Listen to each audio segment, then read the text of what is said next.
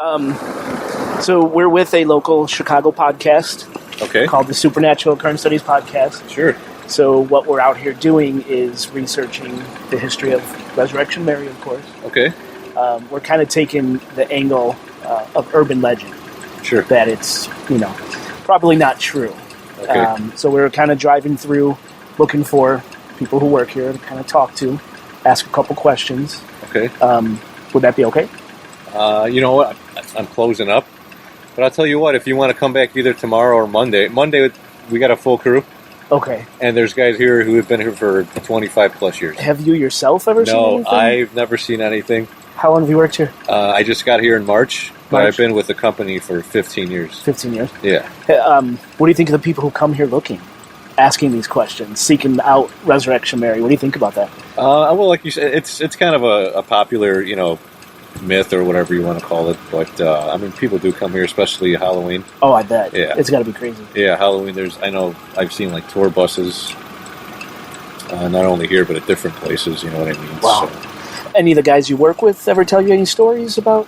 No, not really. Really? No, not really. I mean, it's just, everyone knows the story. She was killed on Halloween each year walking down Archer or whatever. Right. So, you yourself a believer? Yes. Are you really a believer? Yes. I believe in spirits. I believe in stuff like that. Afterlife, yeah. Excellent. Yeah. And what's your name? Bobby. Bobby. Nice to meet you, Bobby. I'm Jason. Jason.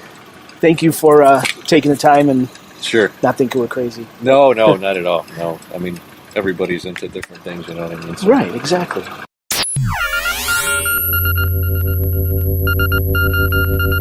When the devil's in the mood, nightmares come pouring out of hell.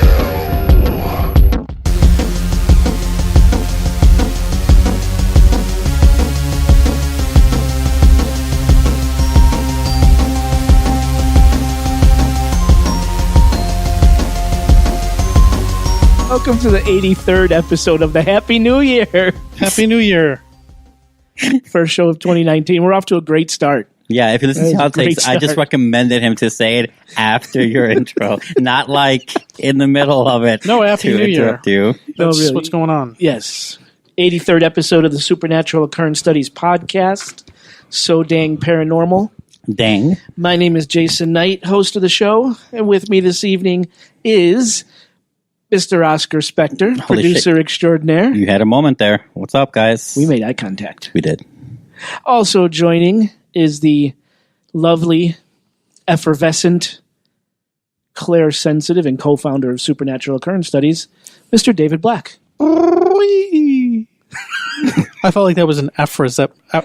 Don't hurry yourself. No, I can't say Effervescent. Effervescent. Effervescent sound. Bubbly. Could you do it again? That's pretty cool. I like that.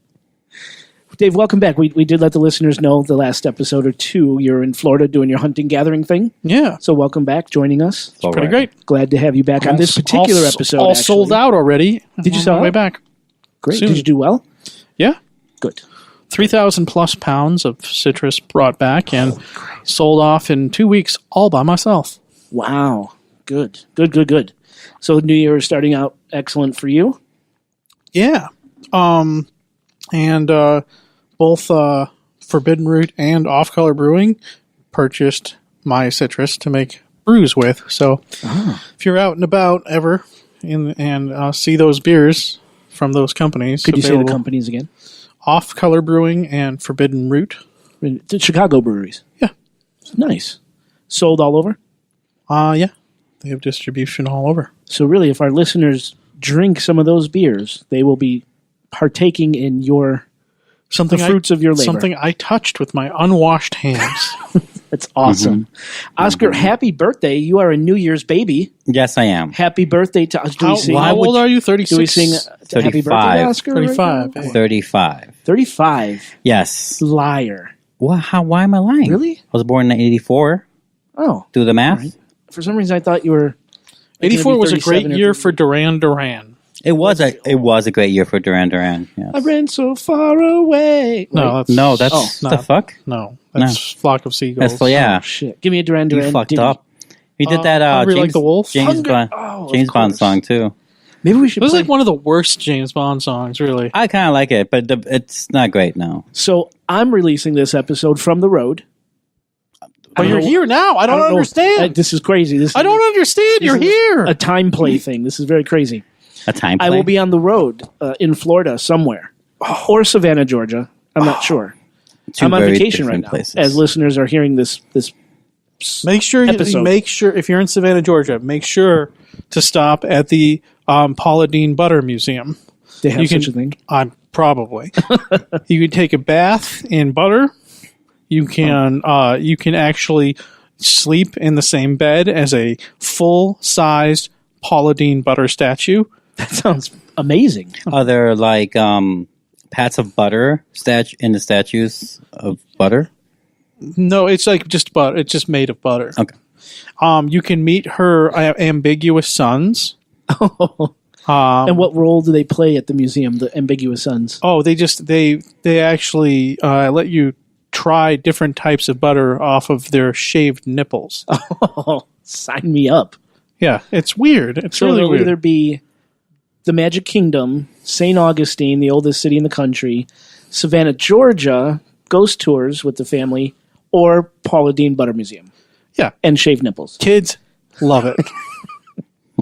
Well, there you go. There's a room there where you can just go in and you can scream the N-word all you want. And nobody does anything. Okay. Is that nincompoop? I gotta move this on. We gotta move on. For the 10th time, tonight's topic is something that I'm kind of ashamed that I haven't covered in the past. We're going on 3 years now doing this, and I've never covered this topic. Okay. So we're going to be talking about a Chicago staple. Like, you think Chicago, you think of the Cubs, Al Capone, Violence, violence, obesity, corruption. and this ghost story. We actually had a listener write in. It was to one of the social accounts, or it could have been to email. I tried to go back and find who suggested this topic. I couldn't find it. So if you're listening and you recommended this topic, I'm sorry. I just don't remember who you were. Write us back and let us know if it was you. But we're going to be talking about the infamous, the beautiful Resurrection Mary. I have been in Resurrection Cemetery before. Have you ever felt anything in here or seen anything in here? but it's not particularly interesting in any, like, there's nothing special about it. It's pretty much your standard cemetery. It's like a million other cemeteries in Chicago, and It's one of the United biggest States. in the country. Actually. There's Oh, look at those deers running. You see them? yeah. There's really nothing special about it. There's no like super old headstones. There's no like famous people. Yeah, I was the ones I mentioned in the podcast, the Polka King and the guy from the Shy Lights and stuff. But other than that, no, nothing. Yeah, and there's no there's no like really interesting headstones, or you go to like Graceland Cemetery and there's like the Statue of Death. And you go to like Rose Hill Cemetery and there's all these like intricate mausoleums and whatnot. But here it's just kind of like looks like every other cemetery, and there's nothing special about it. Yeah, and you try to look up any history on Resurrection Cemetery, and it is completely tied to Resurrection Mary. Yeah. You type in history of Resurrection Cemetery, Justice, Illinois. Oh, you mean Resurrection Mary? No. Yeah. Like, give me a date or something. It was really hard to find info not tied to Resurrection Mary for this cemetery, but it does have the mausoleum.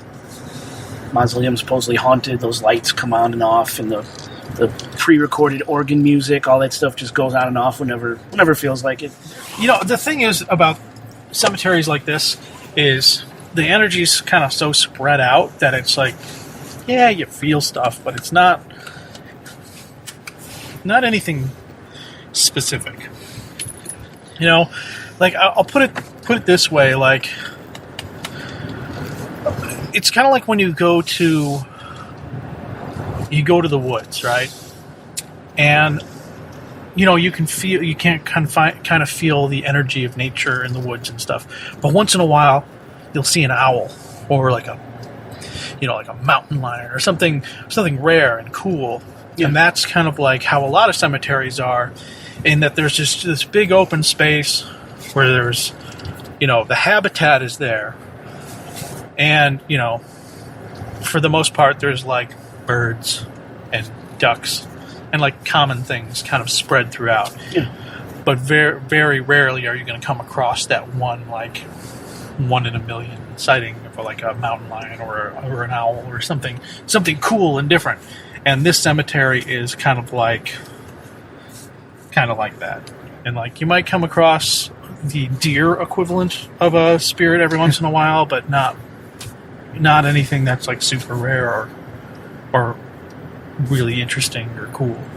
There's some deer out there. For this cemetery, it's supposedly Resurrection Mary. Yeah. But, there's really no evidence that there's no specific person that's tied to in here that's like confirmed, Right. There's speculation. It might be this person, it might be that person. Right. Or it could be a combination of multiple people. I don't get the mausoleum. Like, I don't understand, like, why you would want to be buried in basically a wall above the ground. A friend of mine once said to me, he's like, we spend our entire life taking from the planet, taking from the earth, taking everything that we can, using its resources, and then in death, we try to prevent ourselves from giving back to it for as long as possible. Like, the best thing you can do for the planet is let your body break back down into the soil, Get thrown into a hole and feed the worms and the trees and let your energy go back to the earth. But we do the exact opposite of that. Yeah, we're encased in cement, put into walls. Is it the Buddhist monks that just throw their bodies out in a field and let the vultures eat them? Jeez. That's a funeral to me. Like, that would be cool. You're going to go out, let the animals get you. Watch my body be torn apart by coyotes and raccoons.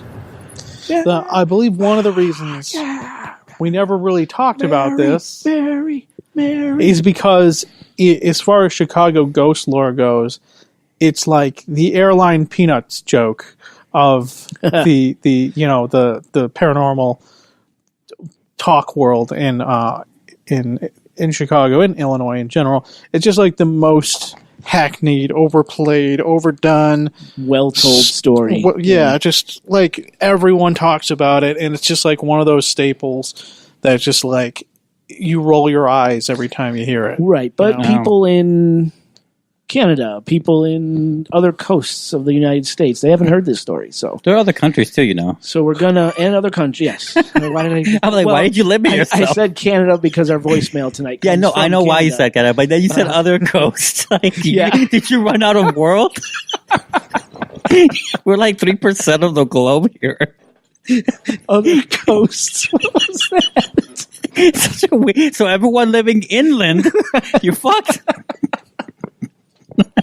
Oh my god! People in Iceland love us, but people in Australia or in Australia, what about Iceland? Is there anyone in Iceland? How come Bjork never did a James Bond song? That would have been interesting. I don't know, but I'm excited. We're finally going to talk about Resurrection Mary tonight. I got a lot of great information. Listeners, make sure you stick around till the end of the episode, because as an added bonus for this topic, we actually went to Resurrection Cemetery and got to interview a couple cemetery workers, get their take. Oh, we're putting that at the end? Yes. Get their take. Are you telling me how to edit the show? No. I'm messing with you. We'll get their take on the story of Resurrection Mary. This is the guy right here. This guy that's going back to his truck? Yeah. Here, he's on your side. You want to do it? Yeah. Is there people in the... Grab him. Hurry. Hey. We're recording, right? Yeah. How's it going? Good. How are you, man? We have some questions for you. What you need? So we have a paranormal podcast. Obviously, Resurrection Mary is a thing, and we're kind of, I mean, we're more towards the side of debunking it, than anything else. But do you have any specific stories or ideas? Well, I'll tell you what. I've been here for about 7 years. Yeah, I ain't seen nothing. never felt anything. Never saw anything. Nothing. Dude. Now we got guys that have been here for longer. Yeah. But they're not here today. But some of them have been here a long time. And some of them said they've seen stuff. Oh yeah. Really? Me personally, nothing. Did they say they've seen Resurrection No. Mary? Oh, okay. No. They see they. One guy says he's seen a Spanish American from the Spanish American War. So we buried some soldiers from that. Oh wow. He says he's seen one of those. This is going back years ago, so I don't know if it's true or if he's an alcoholic or what's the problem. So you know what I mean. So you really don't know. Yeah. Me, I'm one of those guys. I'm what do you call me? A pessimist. Yeah.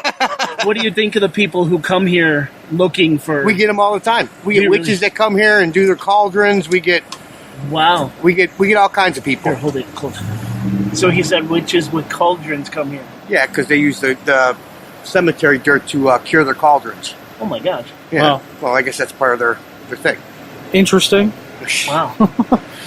So, what's the craziest thing that you've experienced here from living humans? Oh, living humans? Put it close.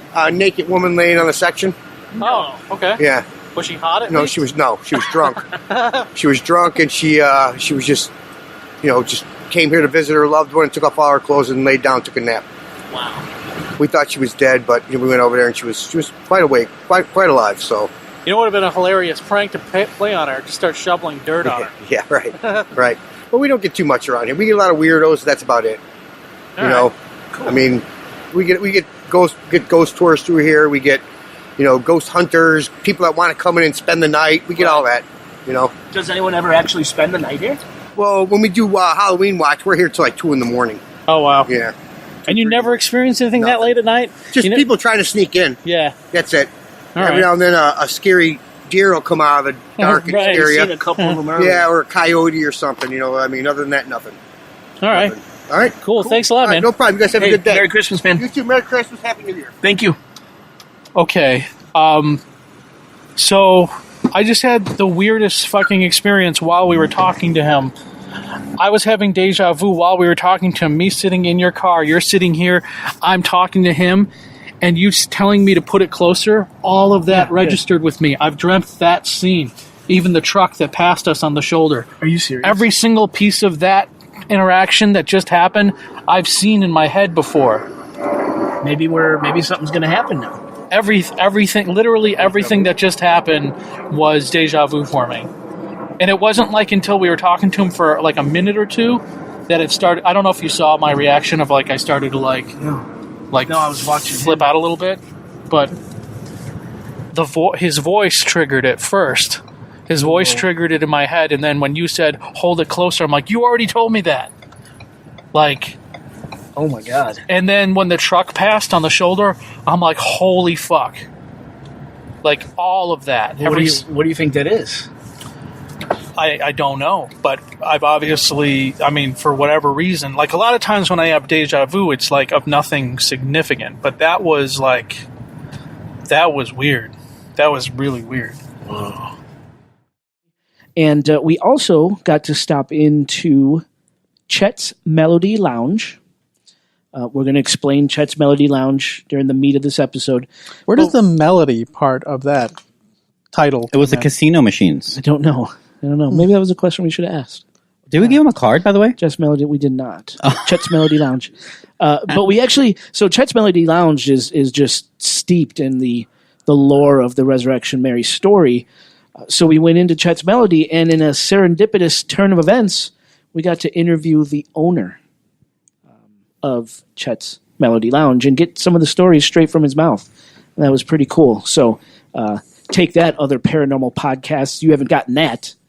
So make sure and listen to the end of the show. I'm sure they have. I'm sure. Why are we competing with Guarantee others? they have not. Because I'm always in competition with everybody else. Okay, I'm not. I want to have the best show.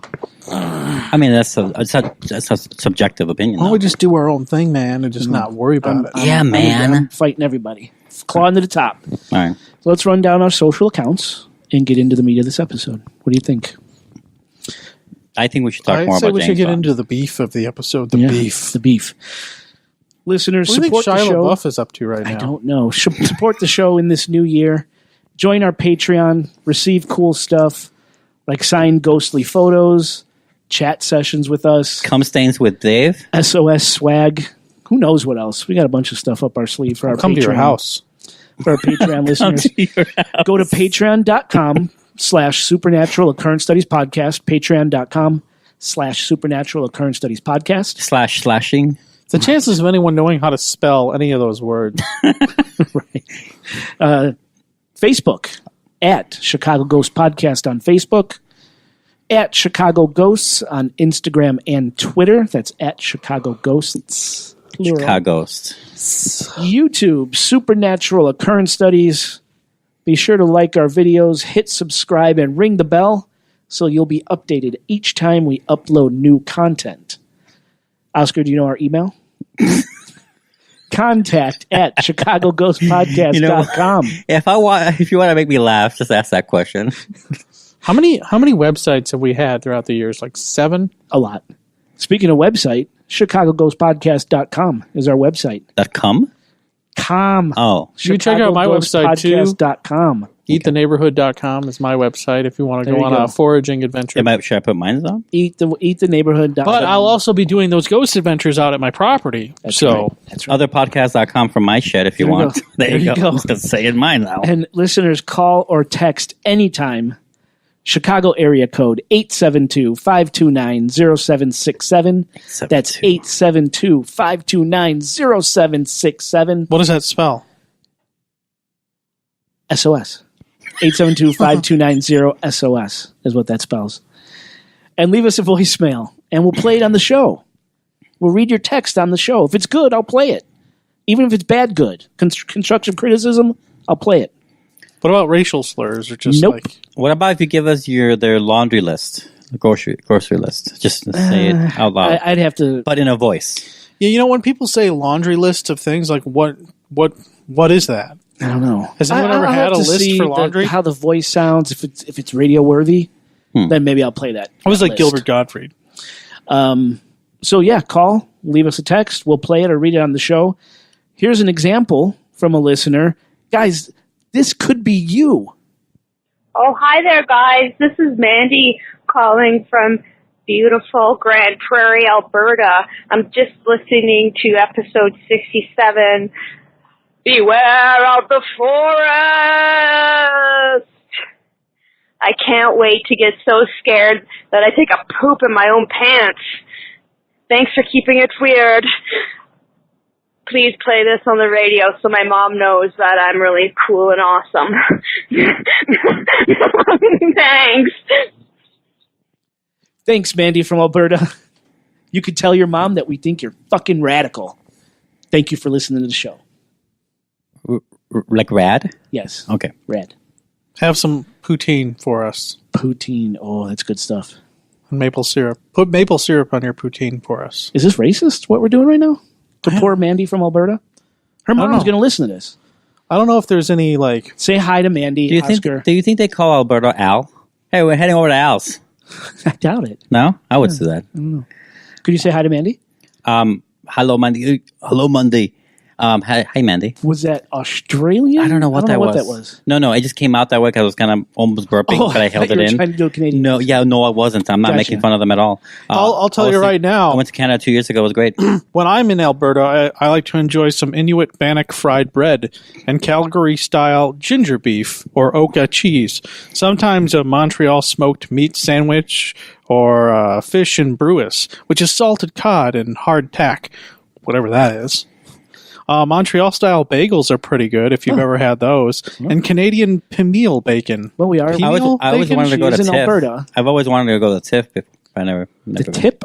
TIFF. Oh, the TIFF. The Toronto International Film Festival. Ooh. I really want to go. Maybe Mandy's gone. Ask her. Hey, Mandy. Have you gone there yet?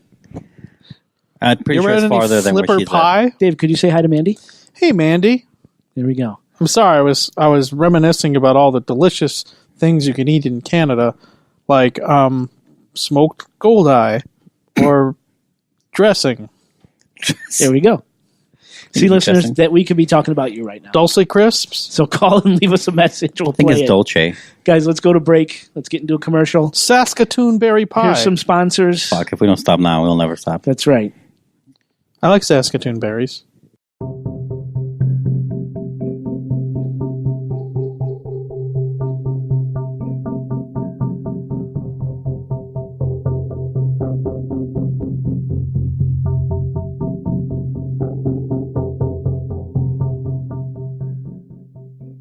Today's episode of the Supernatural Occurrence Studies podcast is brought to you by Grasshopper.com. Sound more professional and stay connected with Grasshopper.com. Grasshopper.com, the virtual phone system designed for entrepreneurs. Grasshopper works just like a traditional phone system, but requires absolutely no hardware to purchase or software to install. It's all managed conveniently online or by your phone.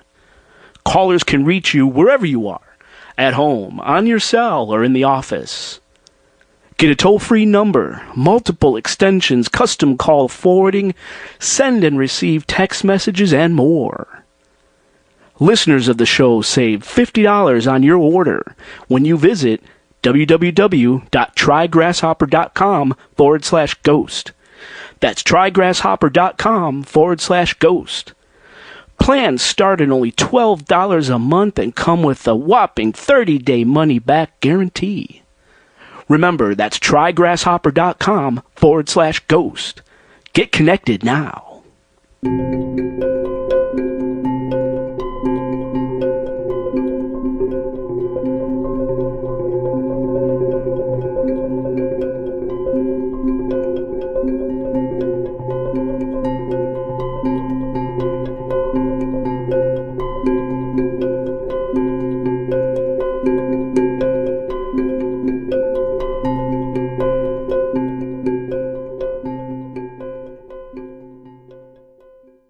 Welcome back to the show. Listeners, please check out our sponsor. Help support the podcast in this new year so we can continue bringing you awesome entertainment. Some awe.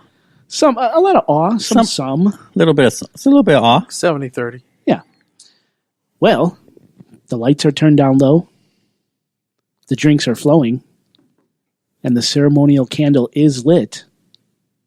Let's start the show. Tonight's episode is the infamous Resurrection Mary.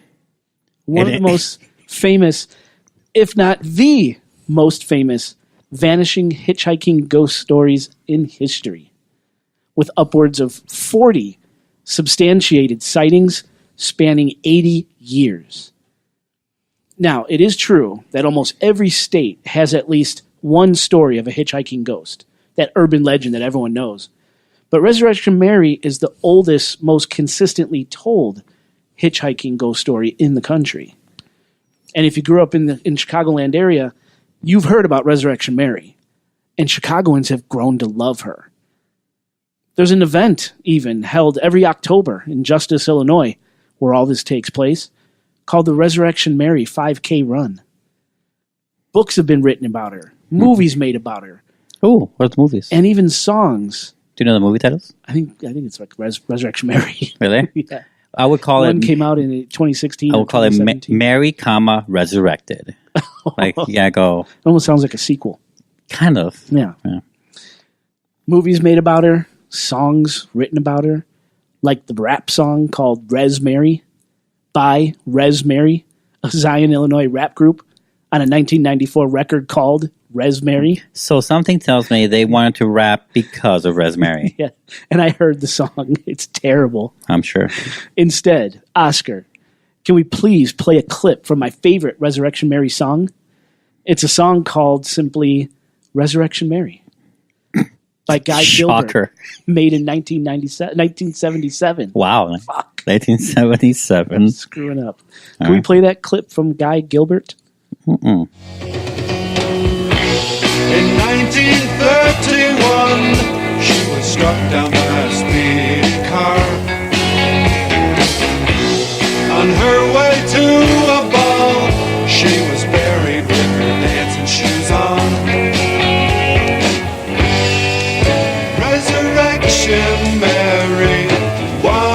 dug from your cemetery. All right, thank you. Love the song. It's got a creepy vibe to it, kind of sets the mood.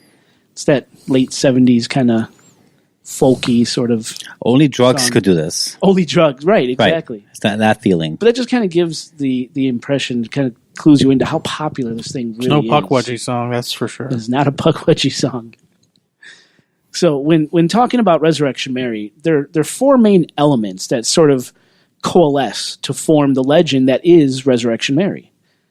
That's Archer Avenue, the street on which all this takes place, the Willowbrook Ballroom, formerly the O. Henry, Chet's Melody Lounge, and of course, Resurrection Cemetery itself.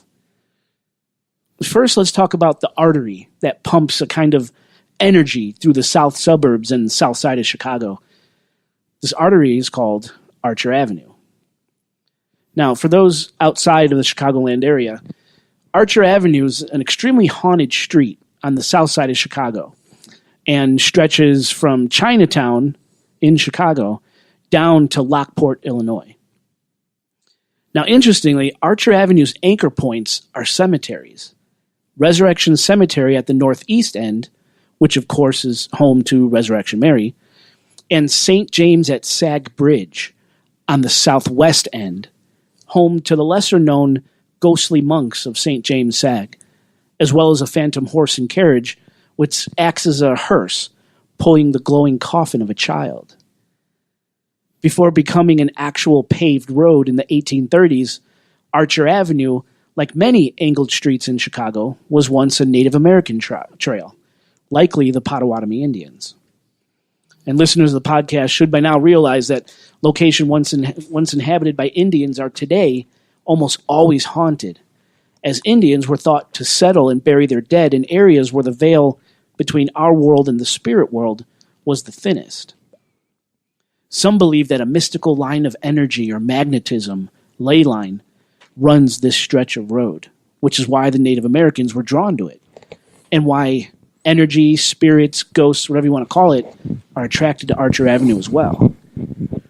Native Americans also commonly settled near water, as water is a source of food and transportation. Archer Avenue is nearly surrounded by water. The Des Plaines River, the Illinois-Michigan Canal, Maple Lake, the Cal-Sag Channel, and the Chicago Sanitary and Shipping Canal. Of course, water is known to be a paranormal conductor.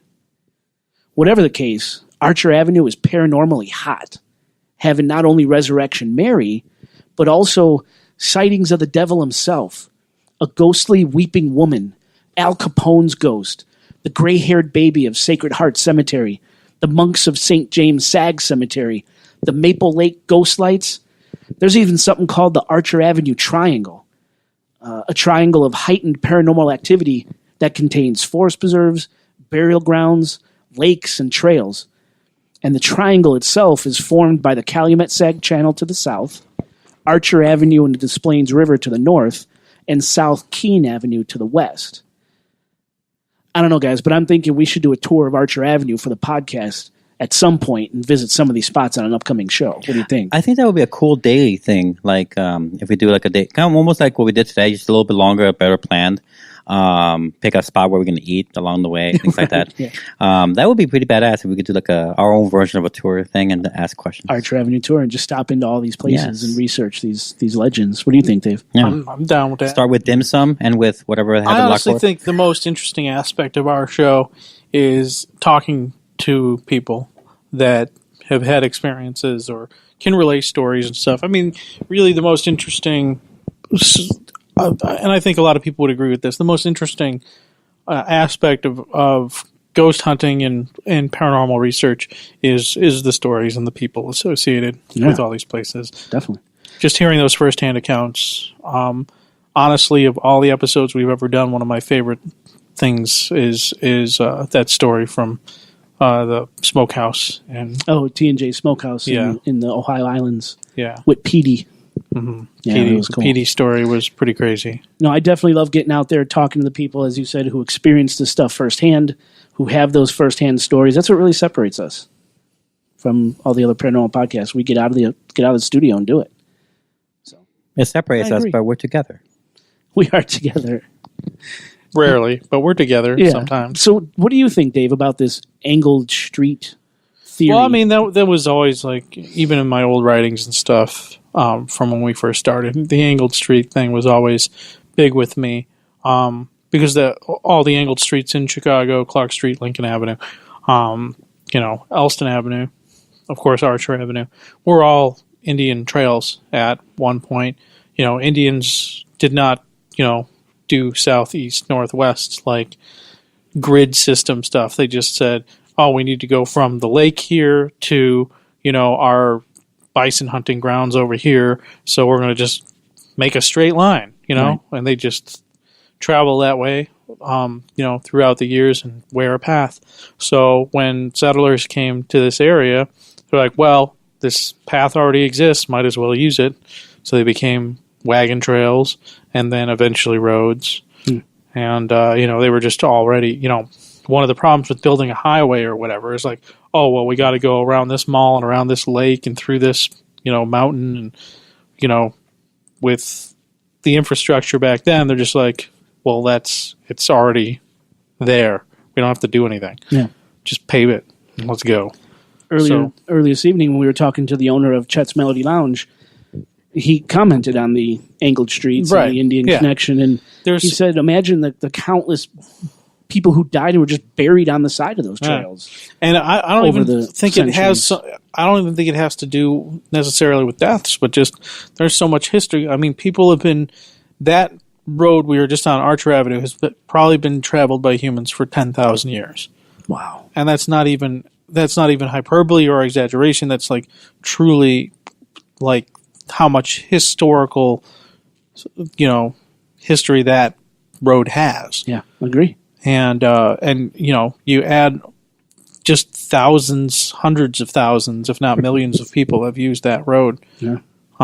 over the years that, there's so much energy there, whether from people that have died there or from the living people that have traveled. I agree. Now, one thing I did discover about Archer Avenue, something I didn't know, and this isn't necessarily paranormal, but still, I wanted to mention it. On Archer Avenue, in an expanse of forest preserves called Redgate Woods. Do you know Redgate Woods, Dave? I do. They also call it Argonne Woods. In that spot sits what was once a secret Manhattan Project site. The Manhattan Project, which produced the world's first atomic bombs, which were later dropped on Hiroshima and Nagasaki, was made possible through major developments in Chicago, specifically the creation of plutonium and the building of the world's first nuclear reactor, done in part by University of Chicago's metallurgical laboratory. That's a hard metallurgical laboratory.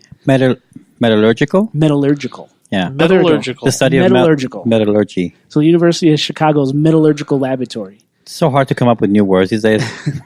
So, for safety concerns, in 1943, the metallurgical laboratory was moved from the University of Chicago to a more secluded spot about 20 miles away, off of Archer Avenue in Redgate Woods, where research continued. The bomb was made, successfully detonated over Hiroshima and Nagasaki, and ultimately 3 nuclear reactors called piles were built on this site in Redgate Woods. After the successful detonations and after World War II, as time progressed, the piles were rendered obsolete, and ultimately in 1956 they were dismantled. Hazardous remnants were encased in cement and buried in Redgate Woods, including a 2-story nuclear reactor.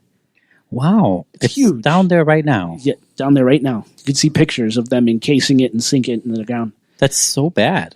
Now, over the years, you're right, because over the years, numerous health scares have happened in that area. The doy. A pellet of uranium was discovered among the topsoil. Groundwater was contaminated, as was several layers of soil. The EPA, Three-eyed toads? I mean, three-eyed yeah, toads. like Blinky from Simpsons. Yeah.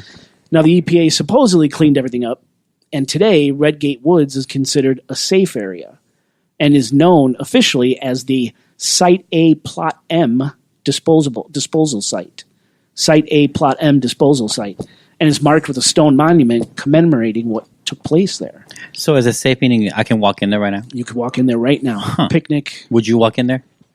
I probably would. Would you have I don't a think I'd picnic hang there? out a long time. Would Yeah. you eat a handful of the dirt? No, no.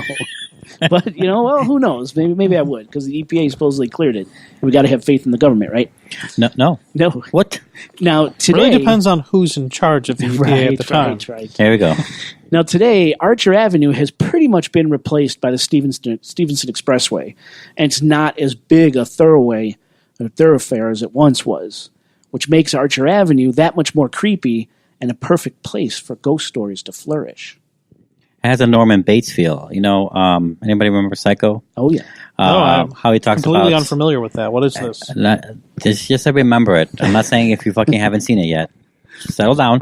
I'm going to fight with you again. Is that the one with Vince Vaughn? Yes, it is. Hayes? It is. Oh It my does- god, not that movie. That area does he have talks that about how his hotel was more flourished better because before the highway was moved away, that used to be Right. basically he's living in his own Archer thing, and everything's creepy there after times pass of abandonment. Well, you were there this evening. Yeah. Yes. Not a lot of traffic. No. What did you feel of the area? Oh, I didn't. I'm sorry. I didn't feel anything. I didn't even feel like not creepy. paranormally, but I mean just taking it in. Oh yeah, so it did have the atmosphere for it. I can see, For sure. one thing's about grave sites, graveyards, cemeteries. One thing about cemeteries is that when the fog sets in, it looms heavily on cemeteries because of the open space. Yeah. Right. So I can only imagine how much more creepier than regular cemeteries that place is on that setting. I kind of wish it was foggy today just to see that. Yeah. That was really cool. Definitely a creepy vibe. So that's a little bit about Archer Avenue, right? That main artery that kind of brings all this together, this story. So let's talk about Resurrection Cemetery itself. Now, Resurrection Cemetery is at 7201 Archer Avenue in Justice, Illinois, a southwest suburb of Chicago. And Resurrection Cemetery is one of the largest cemeteries in North America. It's made up of over 540 acres of land, and it's shaped like an isosceles triangle. And it's a Roman Catholic burial ground, in case you didn't know by the name. I know, right? It is So a Roman obviously. Catholic, operated by the Catholic Archdiocese. Now, it was consecrated, Resurrection Cemetery was consecrated in 1904 and opened its gates in 1912. And today, there are nearly 190,000 people buried at Resurrection. Mm-hmm. To give you I like the perspective- stats you gave me. Yeah. To give you perspective, the town of Justice, where Resurrection Cemetery sits, has a population of 12,836 That's as crazy. of 2017. So the dead outweigh the living by what, 14 times? Man, if the zombie apocalypse ever happened, I know. Justice is fucked. Yeah. That's so funny. What's interesting, interesting thing about Resurrection Cemetery is when you try to research Resurrection Cemetery, you cannot research the cemetery without running into Resurrection Mary. When did Resurrection Cemetery open? Oh, did you mean, Resurrection Mary? Really? Who famous is buried at Resurrection Cemetery? Oh, Resurrection Mary is buried at Resurrection. It was so hard to find information, solid Really? information about Resurrection So you Cemetery. had to dig through a lot of the... A lot. Yeah. A lot. That sounds annoying. Some burials of note that I did find. Mm-hmm. Some people might find this interesting. Eugene Record, lead singer and songwriter for the popular R&B soul group The Shy Lights. I'm sorry. I'm not familiar. I've heard of the Shy Lights. Couldn't quote a song. It sounds a little familiar, the name, but I don't know enough to even register anything. Well, what about the Polka King, Eddie Blazonczyk Jr.? Wasn't that John Candy from Home Alone? Oh, in the back of the van, right? Well, wasn't that movie with is that who he was Jack playing? Black? No, but they were like some sort of polka. Yeah. Isn't that the Jack Black movie, The Polka King? Oh, I never heard of it. Never heard of it? No. It's on Netflix. But the Polka King, Eddie Blazonczyk Jr. is buried at Resurrection Cemetery. I think it is him. Rock musician, actor, and writer Ron Haddock. Haddock? Yeah. Ron Haddock, who wrote for Famous Monsters of Filmland magazine and wrote and starred in B movies like The Thrill Killers and The Lemon Grove Kids. Do they have a lot of beats in them? You could literally just be making up. He's all buried this there. stuff You right now. could be, actually. Now, yeah. his style of music, Dave, Ron Haddock, was rockabilly. And he died in a hitchhiking accident. Kind of like the subject of tonight's episode. Well, you know who else is buried there? Ron Graydock of the Belltone Melman. It's not true. Of the Now, there were some old school baseball players and football players, some politicians that I ran into while researching the story. No one I really recognized, so I didn't really jot them down. No one that really stood out. No one with Daly in the last name? No offense to anybody. You know, by my house, there's Rose Hill Cemetery. You know who's buried there? Who? Oscar Mayer. No. Now, the I thought you were gonna say your mom. The mausoleum at Resurrection, the Resurrection Mausoleum, it's called. It's interesting, as it's listed in the Guinness Book of World Records as having the largest stained glass windows of any mausoleum in the world. In the world, really? In the world. And they measure at 22,381 square feet, and they're broken into 2,448 glass panels. You saw it today. The place is massive. Yeah, I wish we could get in there. Now, not only is the how many mausoleum... square feet? 22,381 square feet. Okay, now for our international listeners, how many that's meters? the size of a square Costco. meters? I don't know how many meters. Now, the Resurrection Mausoleum is also believed to be haunted, as its lights and taped organ music go off at random times for apparently no reason. No one could explain it. It'd be funny if it only went off when it's something funny happens. Someone says, Yeah. Well, that's one of the stories. But, I mean, that's it. It's Resurrection Mary and this supposedly haunted mausoleum. That's the only stories coming out of Resurrection Cemetery. Right, but also the outskirts of that place. Right, up and down Archer Avenue. That's different. All right, so that's a little bit about Resurrection Cemetery. Let's talk about the Willowbrook Ballroom. The Willowbrook Ballroom. It's torn down now, right? It burnt down. Because I was there that day that it was getting torn down. Oh, yeah, it caught fire. Caught fire. Had a devastating fire. Willowbrook Ballroom is in Willow Springs, Illinois. Was at 8900 Archer Avenue in Willowbrook. In Willow Springs. Now, this is a location where Resurrection Mary supposedly spent her last night dancing, and where she was seen after her death dancing and interacting with unsuspecting men. So the Willowbrook Ballroom was built in 1921 by John Vanderbar and was originally named O. Henry Park, believed to be named after the O. Henry candy bar made right here in Chicago. That's weird because I just mentioned Gilbert Godfrey earlier. Oh, and he did. And he was the O. Henry spokesperson for it for a while. Now, O. Henry Park was renamed to Willowbrook Ballroom in 1959. All right. Started out as the O. Henry, possibly named after the O. Henry Candy Bar here in Chicago. They said the O. Henry Candy Bar Company donated a lot of money to the vendor bars. They built the ballroom, named it after O. Henry for advertising. Now, from its inception in the 1940s, from its inception to the late 1940s, the O. Henry was an extremely popular big band dance hall. During the big band heyday, Chicago had somewhere in the neighborhood of 400 dance halls, and the O. Henry was the biggest and best. And the O. Henry quickly rose to become one of the strongest forces in the Midwest entertainment industry. Throughout its time, some of the most popular bands in the world played the O. Henry. We're talking Ozzie Nelson, Count Basie, Glenn Miller Orchestra, Chubby Checker, Jimmy Dorsey, even the Village People, all graced the dance floors at the O. Henry at one time or another. In 2000, Willowbrook Ballroom was named one of America's, quote, glorious, historic, legendary, treasured ballroom dance floors, end quote, by Amateur Dancers magazine. But sadly, on October 28th, 2016, a fire gutted the Willowbrook Ballroom. Amateur Dancers magazine, is that still being published today? I don't know. You could look it up. Probably You're not. on your phone, you could look it up. So on October 28, 2016, the roof was being worked on, and it's believed this is where the fire started. Devastated the place, had to be torn down. The Dance of Life Foundation actually purchased the Willowbrook Ballroom and plans to reopen the historic venue and rename it to the Willowbrook Ballroom Arts, Educational, and Cultural Community Center, and will include a grand ballroom, dance studios, a senior center, a gallery for local artists, educational spaces, conference spaces, as well as, they say, create about 500 jobs for the community. Now, if you're interested, listeners, in donating to this great cause, I encourage you to call 708-981-4256, 708-981-4256 if you want to contribute to this effort. We encourage you to do so. Now, it was in the middle of O. Henry's popularity as a ballroom destination and a big band venue that the focus of our story shows up, where Resurrection Mary spent her last night dancing as a mortal. And here's where she was rumored to reappear even after death to dance with patrons and get rides home from them. Does anyone know, how did she supposedly die? Well, we'll get into that. I have that. Okay. Trust me. Have faith. Have Catholic faith. That's right. So another element that makes up the legend of Resurrection Bag Mary of Ants.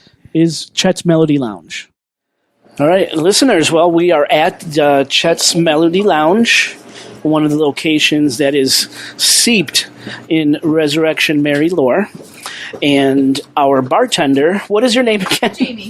Our bartender, Jamie, is actually bringing us into the basement of Chet's Melody. I don't know of any other podcast or Just watch your head. There's spiders. that have been allowed access here in the basement. Jamie, have you ever had any experiences down here in the basement? I did actually. The ice machine here, how this flips up, it stays stuck up here. And in October, we have a lot of ghost tours come through, and they'll come in the basement. And I seriously think it pisses them off a little bit. And I was here getting ice, and it was just like this, and it's stuck up here, and it came down crashing on my head and left a big mark across my forehead. Oh my god! And and apparently a couple weeks later, we had a ghost tour come through, and they came in with a little talker thing to talk to the spirits. And apparently, it was a 6-year-old boy who said I looked like the nanny that took care of them, and he just wanted to play with me. Oh. So. And how did that make you feel? I didn't come down here since. Not playing. Not by myself, nope. Nope, not at all. Now, do you know when, and I had a hard time trying to find the date when Chet's was built. Do you know by chance? I'm not sure. That's a question for Rich, our owner. But okay. Yeah, because his dad owned this before him. He's Chet, his dad. So, yeah. And then right here, you can read stories about how the place burned, and this is actually the burnt board. And apparently somebody died in that fire, so that's another spirit that's down here. But that's the board from the actual fire. You can. I'm touching it right now. It's that kind of charred cinder sort of. All the way. Yeah, but that's still up there. That's interesting that they left the boards up there and just kind of married new boards next to it. And it's crazy how it's just that one and part of this one. A little bit of that one, but Oh, yeah. But that one's really bad. You think there'd be more damage than just this board, but I don't know what it was like before. Dave, what are you thinking? I'm getting a little bit of a hit back here. So what's interesting is Dave is what they call clairsensitive. He hasn't talked to ghosts or dead people, but he could tell He's when very that energy associated with the other bartender is actually like that. Really? She works here on Tuesday and Wednesday and Sunday nights, and she has actually ran up the stairs and she's they're down there, and she she gets a very strong sense by them, and she says she can feel them sometimes. Wow. But do you know who them is? Who that is? I don't know. She said there was the little boy down here, and she said that he followed me, which is kind of interesting because when I was little, we used to there used to be this part in the hallway at my mom's house, and I used to sit in the corner and play with this little boy for hours. Oh. And one day I just told my mom that he left, and then one day he came back. So I don't know if he followed me here or if he's always been here. But interesting. Mm-hmm. Did you ever get a name from the little boy, or did the people who come here tell you a name? They did, but I don't remember it. I tried to block it out when I'm here alone at night. Probably Toby. It'll come to me definitely, but. So what happens to you when you're here alone at night? When I'm upstairs, I refuse to go. Once everyone leaves, there's a big bar on the door, and I close this and padlock it, and I do not come in the basement if I'm alone. And then I'll be upstairs, and you'll see where we walked through, how it's the curtains that we walk through to get to the back. Yeah. You'll see people walk past those curtains, and they'll just blow. There'll be no wind, all the doors will be shut, and they'll just blow open. And then when all the Halloween decorations were up, we had the fake spider webs hanging from the ceiling. Yeah. And I was in there by myself, and it got super cold out of nowhere. And I looked, and I thought I saw 2 people walking, a guy with a hat and a smaller figure next to him, walking in that back room where you guys are sitting. Yeah. And up top, there was all the the spider webs were just blowing towards it. It was the creepiest thing. I ran right out that door. I was like, nope, we're closing early. Yeah. Do any time of day seem to be more active than other? Nighttime, daytime? It's certain really times a year? not that I've noticed. Just really when it's like there's nobody in here, or when it's the basement. It's like if people come down here and it kind of like stirs things up, they don't like it. Then you start to like things will start to happen, or you'll hear it. Like I've heard sneezing, coughing. When I'm down here, and there's nobody upstairs, and I've never seen me get up those stairs so fast. But you're still here. Yeah. You're still here at Chet's Melody. I am. I don't know why. You're tough. You're tough. Dave, what do you think? Definitely like that corner is where I get the most. That's where multiple people have said that there's the grown man that's down here. I know he has a name and a story and everything, but that's where they say he's in that corner. So Dave picked it out. And obviously we've never been down here before. I mean... That's kind of creepy. That is. His basement's like, what, 40 feet by 30 feet? Like, it's not very big. But, I mean, your story, your feeling coincides with all the stories from down here. I'm not that impressed. No? by my I was like, okay.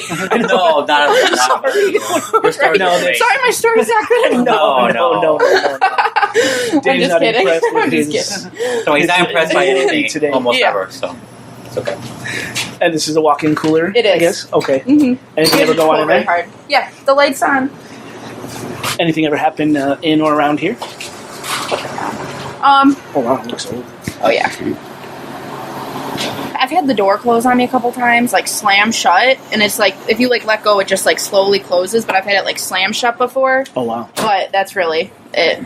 Just gotta like hold the handle. It's a little hard. Wow. Very cool. Yep, I've heard that the little boy always stays under there. So she's referencing under the stairs. Very Harry Potter of the boy. And, also, I mean, from what we know from movies and stuff, there's never any problem with, like, these open stairs and walking up and down them. Like, nothing's going to, like, grab your ankles or... I hope not, because that'd be bad. I know, we're going to freak her out now. I've heard, multiple people have said there's footsteps that follow him up the stairs. I felt like I was, like, getting pulled back the one day, because I work Saturday nights, and then I come in Sunday morning to stock and everything, and I'll be carrying up cases, and I'll literally feel like I'm being pulled back down the stairs. Like, I've actually dropped a case up there, because I felt like a full case. Like something's trying to hurt you? No, just like it like down the stairs. pull me back. Like it's this weirdest feeling. It's just like I got pulled back. Like not like violently, but you could feel it. Like come hang out. Yeah, kind of. It might be that little boy. Probably like, hey, but yeah. And I don't know if you heard what she said earlier, but could I show him the rafter real quick? Go ahead. That there was a fire in here, and someone actually died in the fire, and you could actually still see all the burnt flow joists. Right there, and That's this the one story here. I've been told. Interesting. How did it not? I wonder if take down the whole building? I know, right? I wonder if we're catching any voices as we're recording. That'd be pretty cool. I mean, with the There ice goes machine David. She's and gone. the heater there, I doubt it will get. Yeah. Which, by the way, obviously eschews the noise of the background. Right. Yeah, we have running equipment in the background, listeners. Right. Chet's Melody Lounge, located at 7400 South Archer Road, Archer Avenue, Archer Road, and owned by Rich Prusinski. Rich Prusinski, that's the guy we interviewed. Irishman. For this show. Right.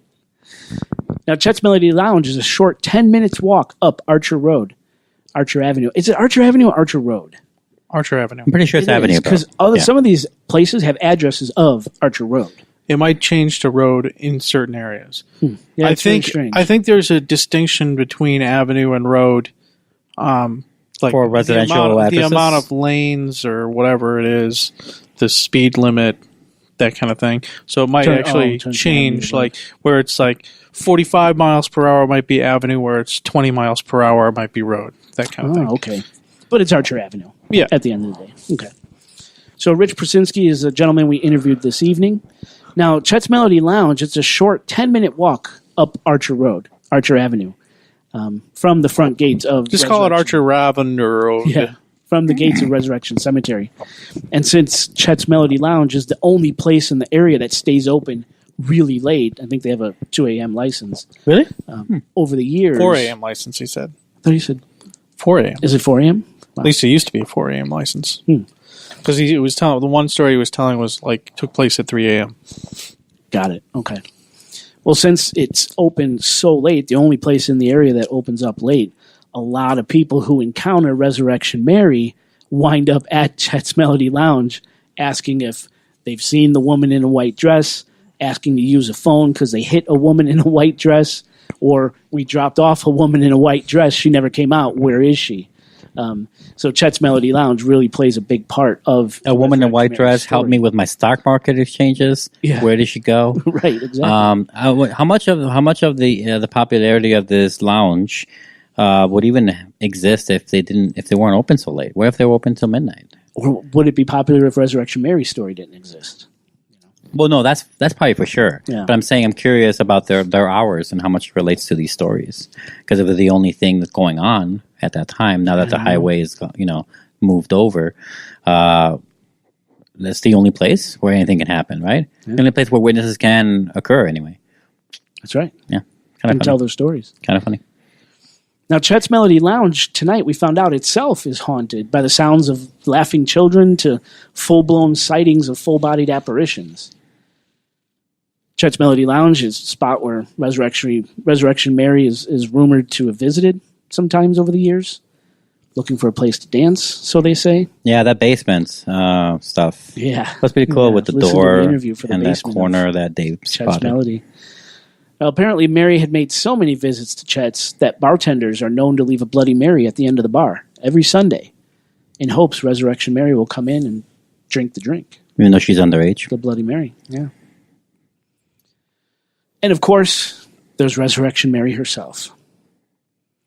Now, since the mid-1930s, a beautiful, young, blonde-haired, blue-eyed woman wearing a white dress or ball gown has been seen and picked up by drivers as she slowly walks down Archer Avenue between the Willowbrook Ballroom and Resurrection Cemetery, basically between Willowbrook, Illinois, and Justice, Illinois.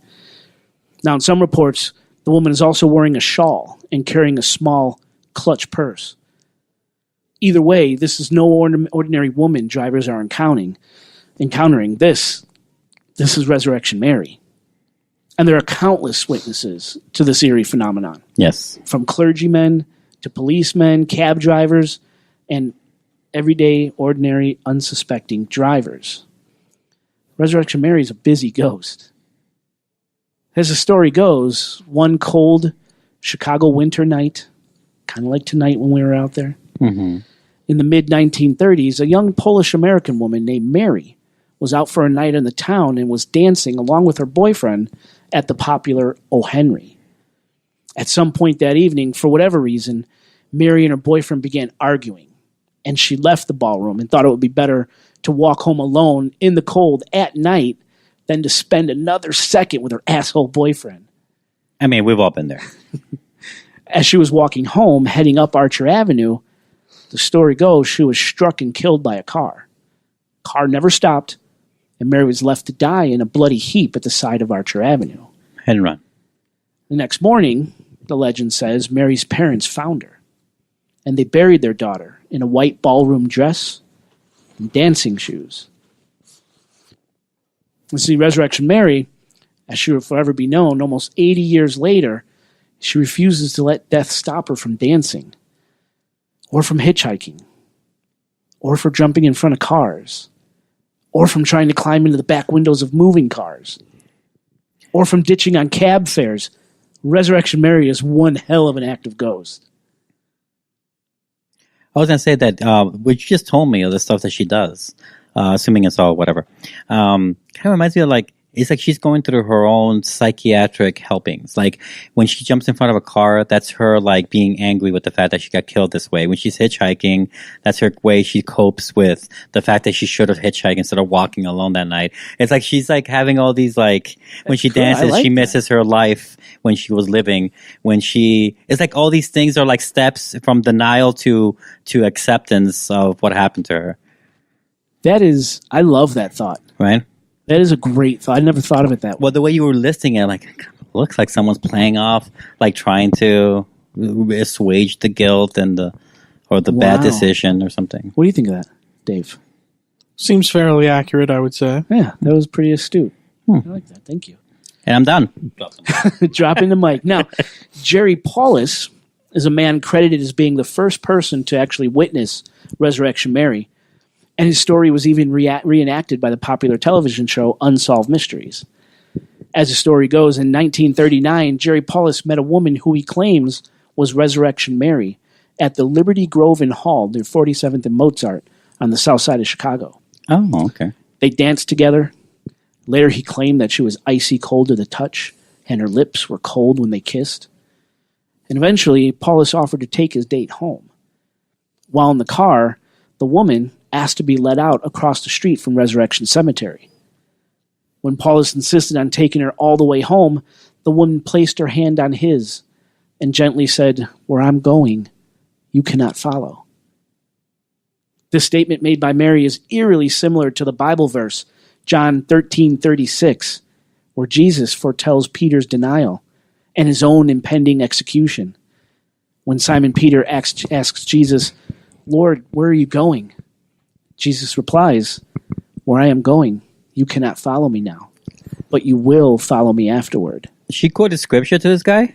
Seemingly. Damn. And then there's the part where he says, "I will strike down upon thee Yes. with great vengeance and furious anger those who attempt to poison and destroy my brothers. For he will Mary then know got out of the car my name and is ran the across Lord the street and disappeared at the gates of Resurrection Cemetery. when I lay my vengeance upon thee." Frightened and confused, Paulus decided to go to the address the woman provided, a brick bungalow on Damon Avenue in Chicago's Brighton Park neighborhood, south side. At the home, Paulus was greeted by Mary's mother. He explained his strange encounter, but Mary's mother tells him that his daughter Mary died in a car accident years ago. Confused and probably a little more than frightened, Paulus looks past Mary's mother and sees, sitting on a shelf, a framed picture of the beautiful young woman that vanished from his car. Now, it's important to note, Paulus' story never changed over the years, and he insisted that his encounter was real and happened exactly as he said it did, right up to the day he died on September 30th, 1992. And it seems Mary's quote, seemingly lifted right from John 13:36, comes full circle for Paulus, because when he died, he was buried at Resurrection Cemetery. He followed Mary afterward. Resurrection Mary supposedly made an appearance at Harlow's nightclub on Cicero Avenue in 1973. Actually, Resurrection Mary has been seen at this place a number of times. One time she was seen at the bar twice in 2 weeks. People claim to see a young woman in a faded white dress dancing alone or sitting by herself. No one ever sees her enter the club. No one ever sees her leave the club. Now, in 1973, did she get on the floor? Did she boogie, oogie, oogie, woogie till she couldn't boogie did. no more? Yes. All right. Also in 1973, a cab driver ran into Chet's Melody Lounge. And Rich, the owner, tells this story during our interview. Cab driver runs into Chet's Melody Lounge claiming that his fare, a beautiful young woman with blonde hair wearing a white dress, asked to stop at the bar to use the bathroom. When the woman never returned to the cabbie feared she was trying to ditch on the money she owed. Of course, the bar owner said no one matching that description came into the bar.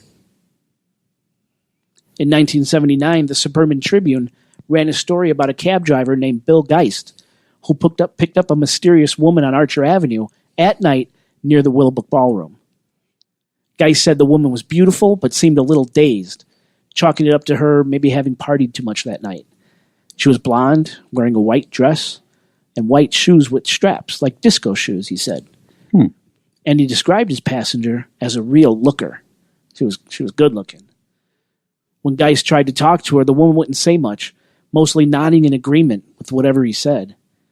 The only thing she did say during the drive was, "Winter came early this year."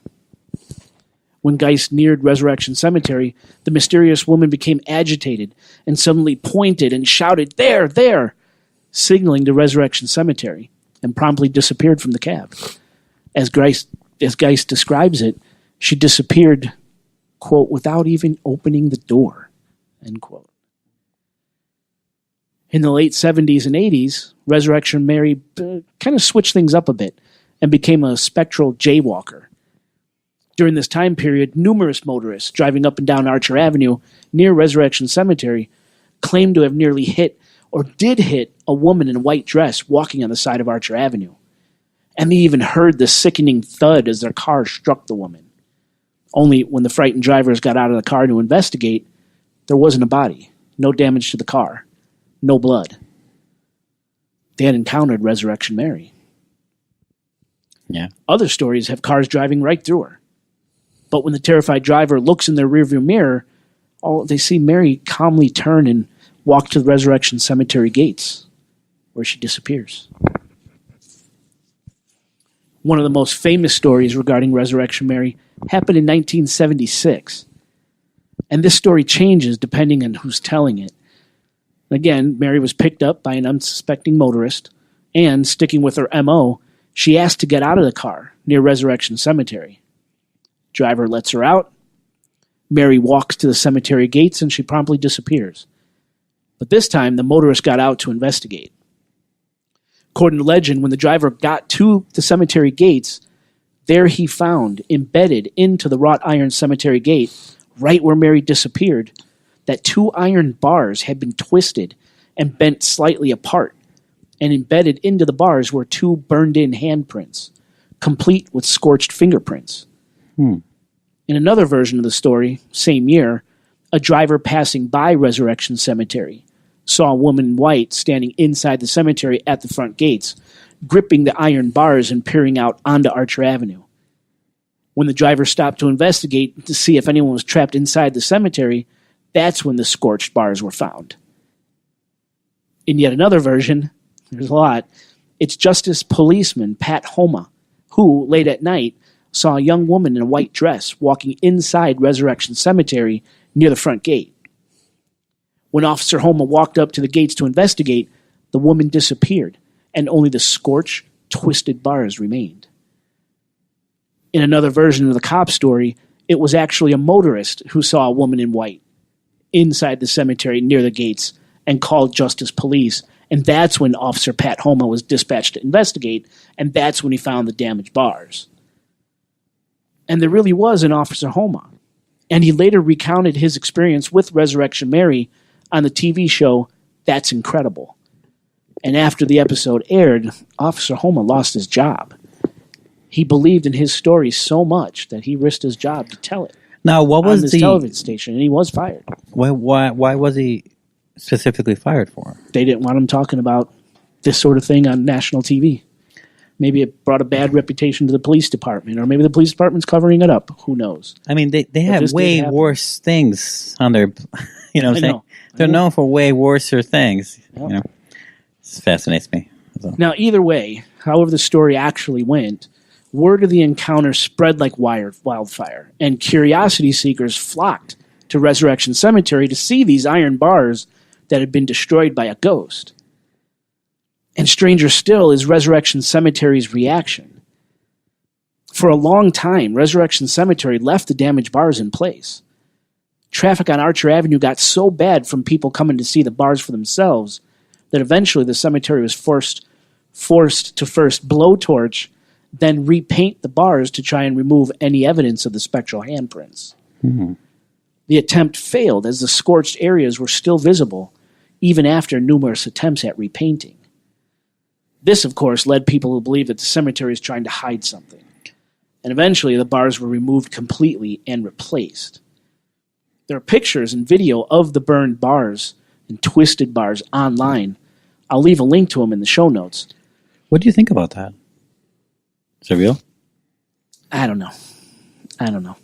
We have Wasn't there a ourselves. rumor that semi-famous Chicago ghost hunter was like caught blowtorching the bars and trying to like That one I don't remember. That's what I remember from back in the day. Well, we do have pictures of the... Do you still have those pictures of the bars themselves? They were the blowtorched bars where you could still see the difference in the paint. So we were out there today. The bars, you can't even tell. It's all uniform color. They've been removed, painted. You would never even know they were there. But when we took the picture, I don't know, 15 years ago, there were still black areas on those bars where they had been bent and then bent again, That's blowtorch such a put back into place. That is a very And it was still strange. black. If it's real, it's such a strange reaction because that kind of thing is never seen. Like, by and large, even by the most active of spiritual or energetic things. No, if it's real, that is. But it's also very That's strange intense. and oddly violent. Yeah. Right? It is. And also, I'm not saying that any Catholic institution or whatever should condone it, but it's amazing how their reaction was to dismiss it so much that they replaced it. Yeah, why not remove the bars and encapsulate them and fucking sell them at an auction or something? Yeah. Yeah, something. Right, exactly. It's such a weird. Also, their reaction is a little strange. Yeah. Because that's not like it's not against anything, Right. right? That's what I can think of. That I can think of. No, what the cemetery said happened was a work truck, one of the cemetery caretakers' trucks or whatever, backed in to the gate and bent those bars. And when the workers tried to repair the bars, heated the bars, blowtorched the bars, grabbed the bars with gloves, that's what left the handprints into the bars. I don't know if that's the real story, but that was the I don't think cemetery anyone's story. grabbing fucking no matter what kind of gloves you're wearing, nobody's grabbing It's gonna red be hot fucking hot, bars. Yeah. That was the cemetery story. So you would heat up the bars so they can be bent easier, so bent back in shape. Is that why you heat it? Yeah. Yeah, you wouldn't use bars. You would use something to Some like tool. a pincer, Yeah. like a thing, right? That I'm was not the good with cemetery tools, story, but- though. They were damaged, and in efforts to repair them, heated them, grabbed them, tried to put them back into place, left the hand marks. I agree with you guys. It sounds fishy. Yeah. I don't think you could touch that stuff, but that was the story. Now, one of the reasons given as to why Resurrection Mary is so active is that in the 1970s, Mary's grave was moved to another unmarked grave in Resurrection Cemetery. It's said that Mary's original grave was what's called a term grave, a grave that was kind of rented for up to a quarter century until a plot could finally be purchased. Mary's parents didn't have a lot of money, so the term plot was her home until the 70s. Since all of Mary's families had passed on by this time, she was disinterred and moved to an unmarked grave. Wait, is that a thing? People for real? Cemeteries do that? Like Term graves are called. term graves? You put them in the shittier side, and then ideally, right? Because it's not the main side. No, I think this was to be her final resting place. Had they ultimately purchased Oh, I it, see she what would you mean. stay. Yeah. Oh, so then 25 years later, when they found out they couldn't afford it, Yeah. then they put her in an unmarked grave. From the That's where the mid to shitty late side is. 30s to the 1970s. Such a strange custom. Sorry, it know. just boggles Oh, my I mind. got more on that. Oh man. Now, many people believe Mary's upset or confused because she can no longer find her original resting spot when she returns to Resurrection Cemetery after her nighttime jaunts. She's kind of lost. Or maybe she's simply mad that she was disturbed in the first place. Or you know what you should do is have Dave go over there, go to the unmarked grave. He'll sense it, right? Find it, get her hooked on. You're like, okay, I'm going to walk you to your resting place. This is where you were originally. You walk her slowly to the other end of wherever she was. That's right. Here you go. Stop it now. Chill out, sleep, or whatever. So, who was Resurrection Mary? A lot of speculation. There are three candidates that come up again and again when researching Resurrection Mary, but there's no concrete proof that any of these three are even correct. So, the first one is Anna Norkus. That's Norkus. Anna Norkus. Now, to me, if Resurrection Mary was a real person, Anna Norkus, to me, sounds like the likely candidate. Now, in the summer of 1927, a 12 going on 13-year-old Lithuanian girl named Anna Norkus, or Ona, as her name was pronounced in Lithuanian, described as a young, blonde, slim, vivacious girl who loved to dance. She begged her father, August, to take her to the O. Henry Ballroom to dance on her 13th birthday. With reluctance, August agreed, and on the night of July 20th, 1927, August, Ona's sister Sophie, one of August's friends, William Wozner's date, Loretta Gwozd, I don't even know, Gwozdzz. Dave, how do you say that last name? No. Loretta Guizno, and another man named Adam Lipinski. All these people went to the O. Henry Ballroom to celebrate Ona's birthday. Now, after dancing the night away, the group headed to their house at 5421 South Neva. They passed Resurrection Cemetery via Archer Avenue, turned east onto 71st Street, then north on Harlem Avenue to 67th. And that's when a horrific accident took place. August lost control of his vehicle when he careened into a 25-foot deep railroad cut, destroying the car and instantly killing little Ona. The other passengers were severely injured, including the father, August. But he survived, and I'm not sure if August surviving was even a good thing, because afterwards he was crucified by the public. Why would a father take his 13-year-old girl to a ballroom? Why would a father have his 13-year-old daughter out at all hours of the morning? Some even said that Ona's death was God's retribution on the father, a punishment for endangering his child. Ouch. Talk about the times. I know. But also, I guess back then a ballroom is like the equivalent of a nightclub? Yeah. I guess. Yeah. Okay. Because I'm trying to envision that today. Like, I guess if you take your 13-year-old to a nightclub, that's pretty bad, right? I mean, not I hear that they're serving. But I hear that they're serving soda there. Yes. Now, How dare they? An inquest was held, and ultimately, the Chicago Street Department was found guilty for not posting warning signs. Oh, okay. Which led to this horrible accident and Ona's death. Not the father. The father wasn't found guilty. Well, it was an accident. Yes. Yeah. Now, a friend of Ona's, a girl named Mary Nagode, is said to have provided her own white communion dress for Ona to wear at her funeral. Oh. Ona was originally supposed to be buried at St. Cashmere Cemetery on West 111th Street in Chicago. But because of a gravedigger strike at St. Cashmere, she was temporarily buried in a term grave at Resurrection Cemetery. The family planning to move her once the strike was over. Now, gravedigger strikes in that time, they're fairly common. And often dozens of bodies could be buried in shallow temporary graves in large cemeteries just like Resurrection, waiting to be moved. The summer heat, rain, decomposition could easily set in, and unfortunately bodies were misidentified and sent to wrong cemeteries. Of course. A lot of people believe this is exactly what happened to Ona.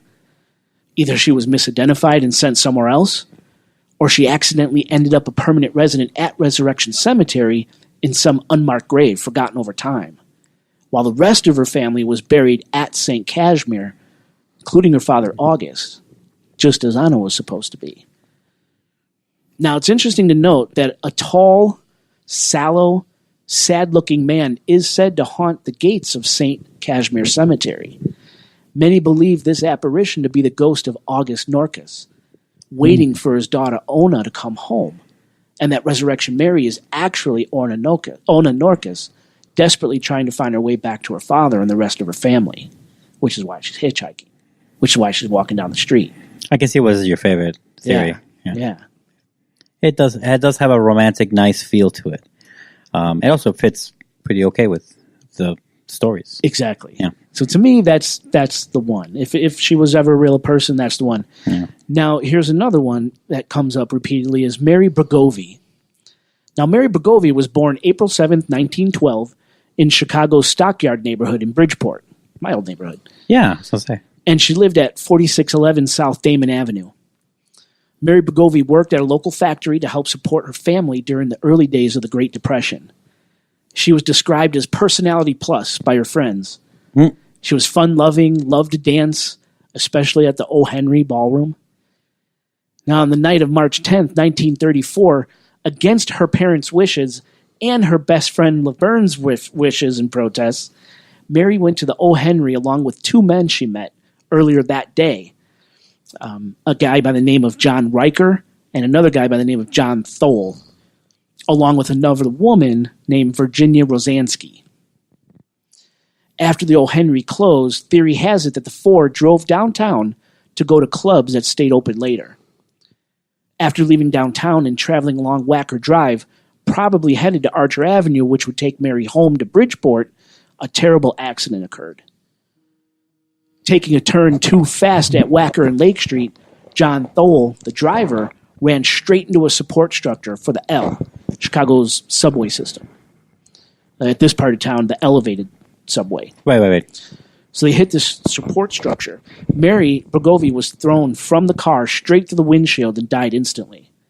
She was only 21 years old. She was buried in an orchid-colored dress at Resurrection Cemetery. Now, interestingly, according to her parents, Mary was buried in a term grave and was lost, likely accidentally covered over. Could this be why, if she is Resurrection Mary, Mary Bogovi is so restless? Many people claim to have seen Mary Bogovi shortly after her death. People who knew her. Short brown hair and an orchid dress, walking barefoot through Resurrection Cemetery, and even hitchhiking on Archer Avenue.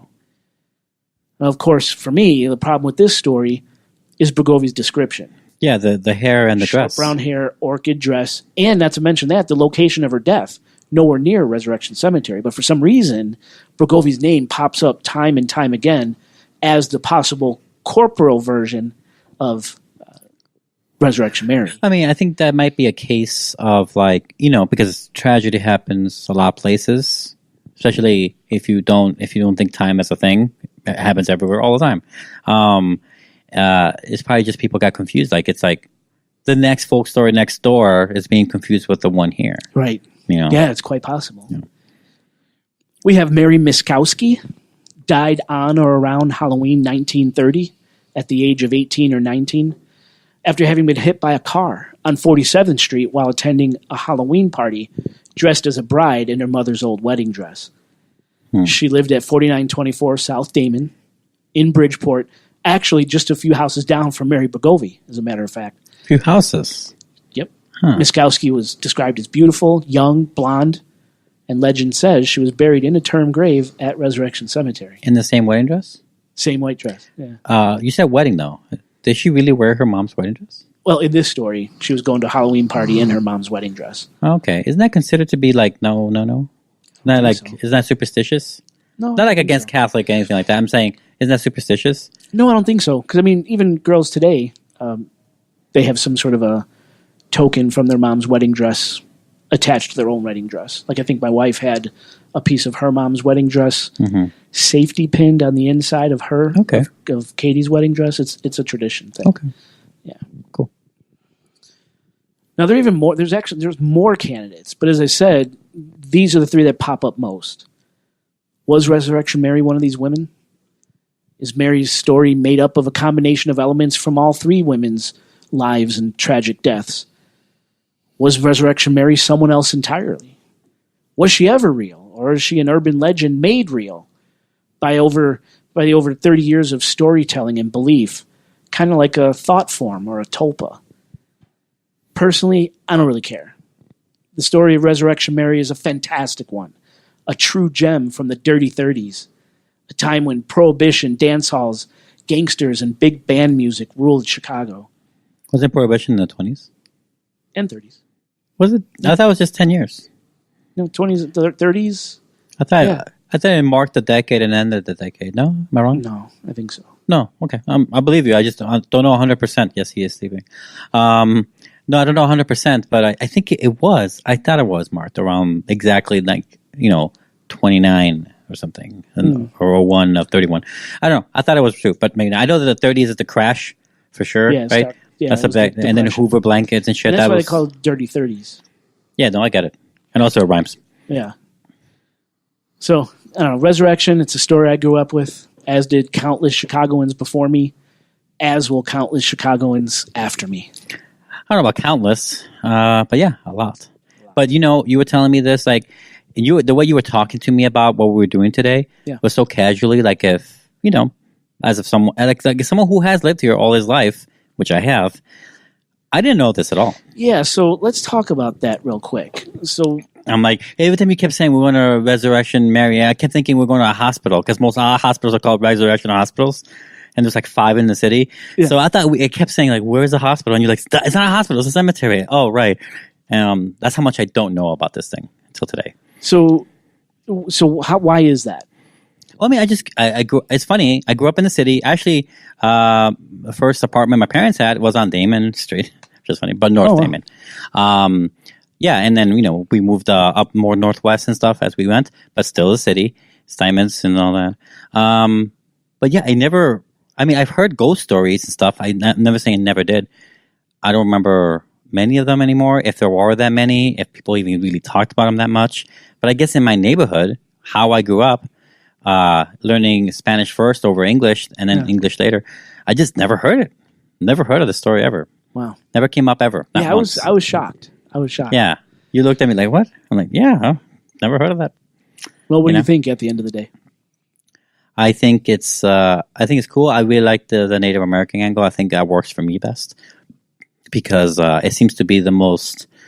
It's backed up with theory that we've proven, as well as other things in past and history books. It makes sense that these trails are soaked with the blood of history more than any other street and any other paths, which relates to a lot more activity. And I'm not even saying that, for example, let's say Resurrection Mary is half real or all real. That lady could still have been born in, and she doesn't have to be Native American. What I'm saying is that maybe all of the activity from those many, many years of paths and Native American tribes and all that just accentuates that power there. Yeah. Like, for example, like if someone could have been equal just as badly murdered in a car accident, which I'm sure happens all the time. Right now, it probably just happened to someone else. Happens all the time, but they happen in a place where energies are less accentuated. So because they died at Archer Avenue or Milwaukee Avenue, they get to be more out there. Yeah. Probably it's just a power enhancement for them. Wow. Yeah. It's a good way to think of it. It's like a megaphone for them, Right. Yeah. Real quick, so December 1920 to 1933 Prohibition. Did I get it wrong? Oh, 1933? So dirty 30s. So, but not that far in, though. 30s. Yeah, but that's barely counts. Prohibition was still that there. barely counts. It's like when I say you're like 50 years old. So I love So you're the basically story. 45 years old. Right. Yes. Right, okay. So I love the story. As I said, been told for years, will be told for years to come. Just that staple of Chicago. Any other thoughts? Oh, wait, hold on. No, hold on. Go. I just wanted to point out the story of the hitchhiking ghost is a very old one, in fact. This is just from Wikipedia, but the vanishing hitchhiker, or variations such as ghostly hitchhiker, disappearing hitchhiker, phantom hitchhiker, is an urban legend in which people traveling by vehicle meet or are accompanied by a hitchhiker who subsequently vanishes without explanation, often from a moving vehicle. Public knowledge of this story expanded greatly with the 1981 publication of Jan Harold Brunvan's non-fiction book, The Vanishing Hitchhiker.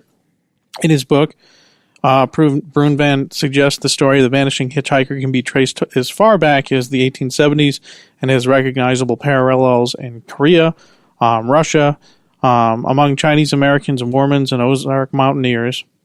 Similar stories have been reported for centuries across the world. And all of these stories are very similar to the Resurrection Mary story. Cool. Woman in distress, pick her up, bring her down the road a piece, and then she disappears. Oftentimes with a garment that she was wearing found over the gravestone when further investigation is checked out. And then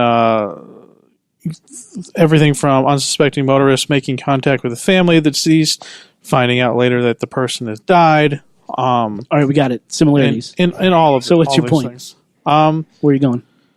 Well, I think there's something to be said about the lore of urban legends being transplanted different places. I think that there maybe is something to it in that area for whatever reason. In Resurrection Mary's case. Yeah, that specific apparition showing up for whatever reason. I think a lot of these stories are probably embellished over the years, telephone game type stuff. Mm-hmm. But just like with Bachelor's Grove, there's the story of the two people making out, here the story on the radio of the escaped mental patient with the hook hand, and then they drive away and there's a hook on the door, right. Or, the scraping fingers on the roof of the car from the boyfriend that's hanging from a tree above the car. Those stories got transplanted there too. So it's hard to say with a lot of these things, especially when there's no real records to back up any of these stories. I can't imagine that all these stories you told of the people that died in car accidents and all this kind of stuff can be traced like to legitimate actual articles and things like that. So it's hard. The Ona Ananorcus one, that one is right, but that took place quite a bit away from that inner like Archer Avenue and stuff. So, but like the most common one is that she was walking from the Willowbrook Ballroom, got hit by a car, was buried, and the family, later, no record of that. Yeah, no records. So, it's hard to say. And in the 20s or 30s or whenever, 39, whenever that happened, you'd think there would be some record of it somewhere. Yeah, there's no record of that. Right, being hit on the side of the road. No. Yeah. But Ananorcus was buried at Resurrection Cemetery. The term being moved, father being buried somewhere else, rest of the family being buried somewhere else. The gravedigger strike. Right. It's all an interesting story. In 1990, that's a real story. 1999, with a girlfriend I had at the time, we went to Resurrection Cemetery to kind of check things out, investigate on our own, and I talked to one of the workers there. It was an older white man, probably in his late 50s, early 60s. Yeah. And I said, hey, I just wanted to ask you a couple of questions. And he's like, yeah, what do you want? Like just this like old school Chicago guy with like the heavy accent. It's just like a union laborer, Teamster type guy. And I'm just like, so Resurrection Mary, what are your thoughts? And he's like, oh man, I'll tell you, like these people come here and they ask me all the time, where's her grave? Where's her grave? Where's Resurrection Mary's grave? Like there is no grave. This isn't a real thing. That wasn't a real person. It's just a story, and they ask me where the grave is. And then I tell them there's no such thing as the grave. And then they get on my nerves. You know what's scary? You know what scares the shit out of me? I'll tell you right now, you're in one of these mausoleums in the middle of the night locking up and a pigeon flies in front of your face in the goddamn dark. That'll make you crap your pants.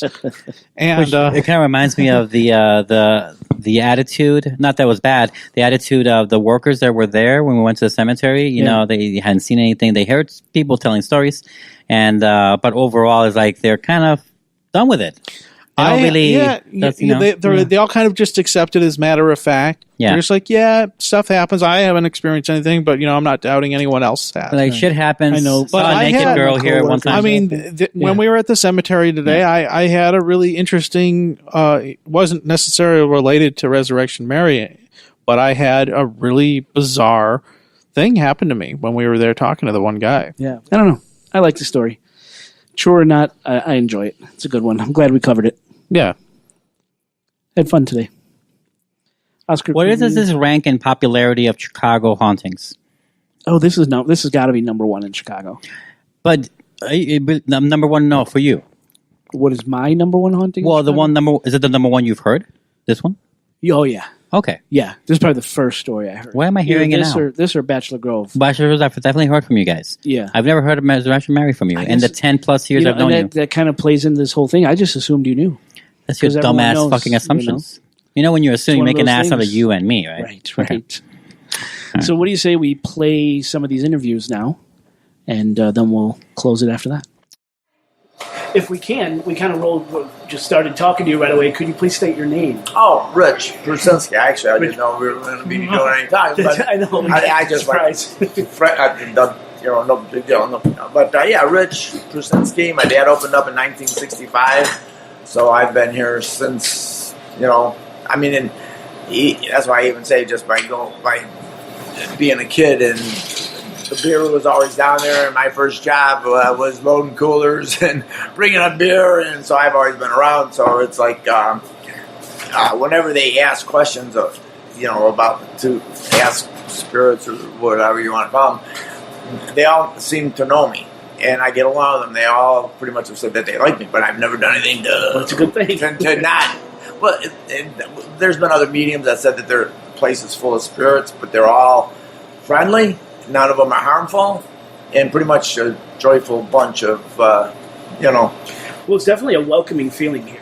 Like, I love the vibe of this place. Yeah, that's cool. It's a little bit quiet, a little bit slower, Yeah. But it's Saturday afternoon before Christmas, so you better get your shopping done. Exactly.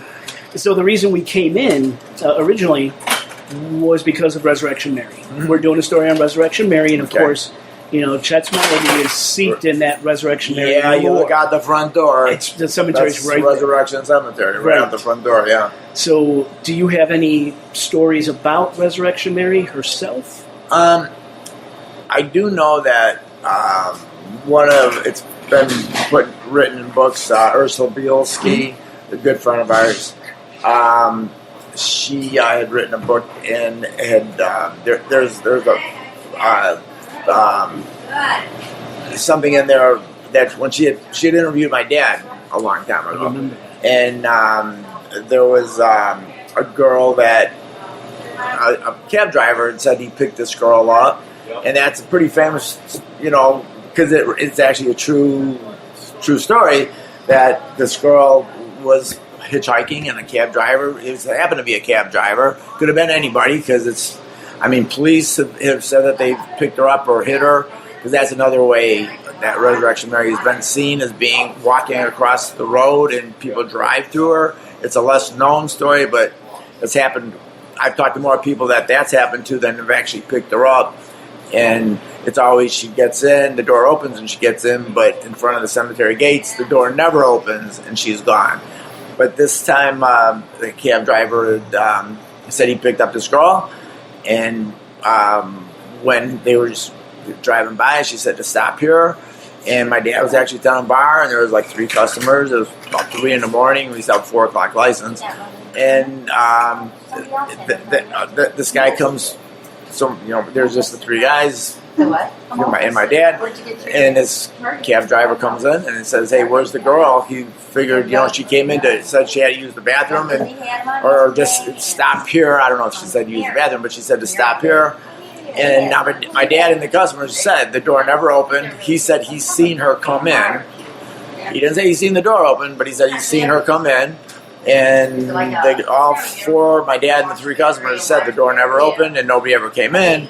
So the cab driver figured that these guys are just sticking up for this young blonde girl, and he's going to stiff him for the cab fare because she wanted to, continue up the road.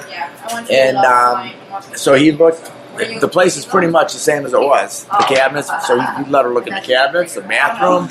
The cab driver looked all over, and he just said he shook his head, and the guys were laughing like the door never opened. That was before probably the late '60s, and nobody had really talked about Resurrection Mary at the time. It was more of the middle to late '70s where Resurrection Mary had started. People started looking into her passing or burial and all the sightings and stuff, and so they just, like I said, my dad and the customers kind of laughed because the door never opened, and this guy scratching his head thinking that they got stiffed for a cab fare, and they just know that to them it never happened, and to this guy he was sure of it, So, but I know that was in Chicago Hauntings or something like that, but it's written by Ursula. Ghost Lore of the Windy City. Yeah, okay. Yeah, I Ursula okay. Bielski. Yeah, and Ursula, like I said, she's a good friend of ours. She's, and like I said, she interviewed my dad. My dad's passed 22 years ago, so that's how long we've known her. And she's written on like 8 or 9 books now. She has. Yeah, she's put out quite a few. Yeah, and she's really on top of things. So she felt it was credible enough to put it in her book. And there's been other people that have run in when we had a payphone and said that they thought that they had hit a girl and came in to call. Actually, there was a phone booth right there behind you. there was a payphone. There was a payphone, yeah. And they had called the police that somebody thought they had hit someone, and they came in, and then the police said, "Well, there's no blood, there's no damage to your car, you're free to go." And it's like, wow, I know it happened, but that was one of those things where he felt like, he had hit her, but driven right through her. Actually, no body, no blood. No. There was one of the most incredible stories is in the 70s or maybe in the early 80s. There was a program. I don't know if it was Real People or That's Incredible.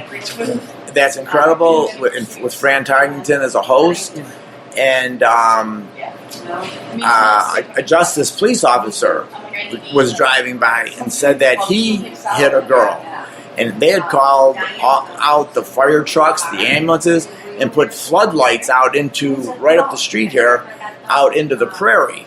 And because he knows he hit this girl, and he thought she was like delirious and crawled into this field. And again, that's now a subdivision, but it was all trees and prairie. And then after all the police and everybody looked through this field for hours, and they had the spotlights from the fire trucks and everything. And then one of the other officers said, well, they looked at the squad car, no damage, no blood on the sidewalk. And they said, well, this sounds like the Resurrection Mary thing, you know. So anyway, the reason I mentioned the TV program is they actually got a bunch of people together and interviewed them here. So I've got a big picnic grove out back that. So I've talked to several people because so many people have been brought here for. Either they said they danced with her at the Willowbrook, which was the O. Henry Ballroom. So people that said that they danced with her and picked her up. So I've talked to a lot of people that were brought here for different interviews and different TV programs. So the police officer said that he was going to talk to the people from That's Incredible. And chief of police said, you cannot tell ghost stories on national TV.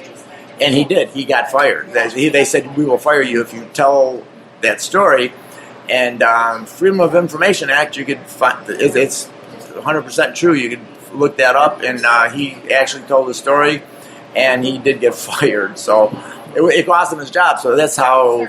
But he strongly he believes. Yeah. Yes, indeed. Right. Exactly. So do you think it's real yourself? I've never seen her, but I always say, as weird as it is, you've never seen the wind. You've seen the effects of wind. You've seen tornadoes, but you've seen dirt and debris. But no one's ever seen wind. So you say you've never seen a ghost, or I've heard little girls giggling in here, and I've had mediums tell me their names. Just like Jamie knows that they've told her that this little boy in the basement that plays pranks on her, and she was afraid to go down there when she first started. But there's. They call them they're poltergeists, but they play tricks on you. They're playful poltergeists, and the little kids laughing and giggling. They're just you hear the giggling of the little girls and things like that. So I've experienced more. Not Resurrection Mary things, but your own phenomenon. Other things, yeah, and outside in the grove, and different things like that. Now, do you guys still set up the Bloody Mary drink? Generally, we do, and we put it up in the window. We had a big Christmas party, birthday party last night, and things got cleaned up real well, so it was put away, and it. But you usually do. Oh yeah, we usually put a Bloody Mary because I've always said that if she comes in, she's welcome to it. Although she was 18, I believe, when she got hit by the car, but I always said if she comes in, she's welcome to the Bloody Mary. Drinking age that time. If there probably wasn't even a drinking age, if you could reach the bar, But I always said as far as the Bloody Mary for Resurrection Mary, if she comes in, she's welcome to it. So. Yeah. And when was your building built? This building's 115 years old. 115 years old. Wow. Yeah. So there's a lot of history. And there wasn't, of course, a lot on Archer, obviously. But I can only imagine how many people had died and were buried on the sides of the road. Absolutely. That's why there is so much history of mysterious things happening at Long Archer. Absolutely. So, Do you think there's any chance spirits or energies from the cemetery literally across the street find their way in here? I've talked to mediums that said that there's spirits everywhere. They're just, and they're curious at why we're curious about them. I've had people, the mediums, say that they don't understand our interest in them when that's all they are is hanging out, doing nothing and nothing special. There's some people that always say there's a guy where that open door is back there. On the left of that, there's people that swear that they've always seen a guy in a blue flannel shirt Guy in the blue flannel shirt. But only like 2 people that say that sometimes he's there and sometimes not. Not necessarily all. Medium's just 2 customers in particular that through the years will ask, hey sir, is he there? No. Another day you see her, sir, is he there? He goes, oh yeah, he's standing right there, clear as a bell. She can see him. So it's amazing. Yeah. Well, I got to tell you, actually, of course, I grew up on these stories, growing up in Chicago. To hear these stories coming from your mouth, that's pretty special. Yeah. From the owner of Chet's Melody, it's pretty special. Yeah. Well, like I said, there's a lot of weird things that happen. So I mean,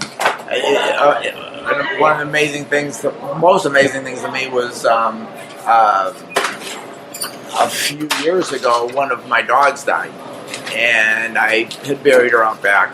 And about 2 weeks later, there was an event with a paranormal club came in, and they wanted to go outside, and we were walking around, and the woman says, wow, she asked one medium in this paranormal club, asked the other one, did you just see that dog run by?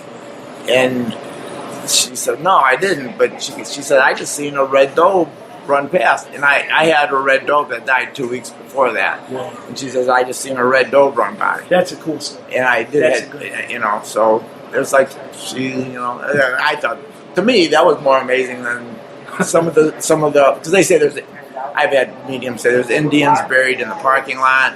Really? They said, did you know that when you walk out into the grove, you're walking across, a couple of Indians that have been buried. I said, well, how do you know they're Indians? Well, by what they're wearing, they're whatever. Cool. I said, well, no, I would never have known that, So, but the most interesting thing is the fact that I had buried a dog, and 2 weeks later she told me she'd seen a dog run by. So, a red doe. A red doe. Wow. Yeah, and there's red and there's black does, right. And I've always had reds, and she could never have known that.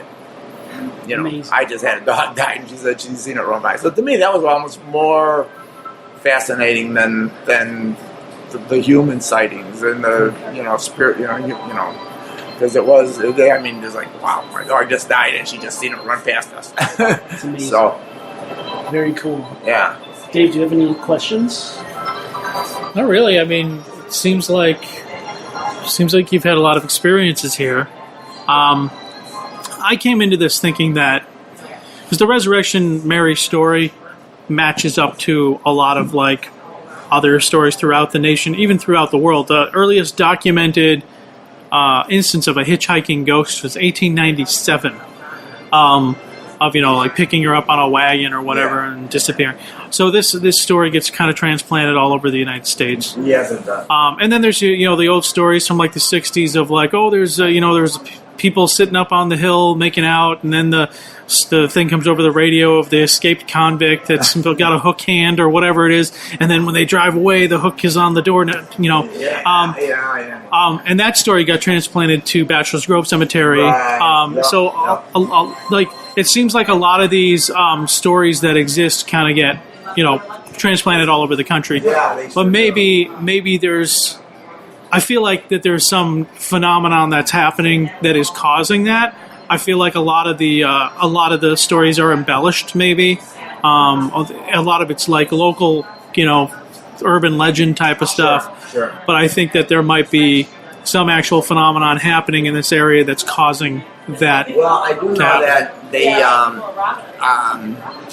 there were more sightings of resurrection. There haven't been very many that I've heard of. I was going to ask recently. Yeah. And get Mike Hamlin before you go. And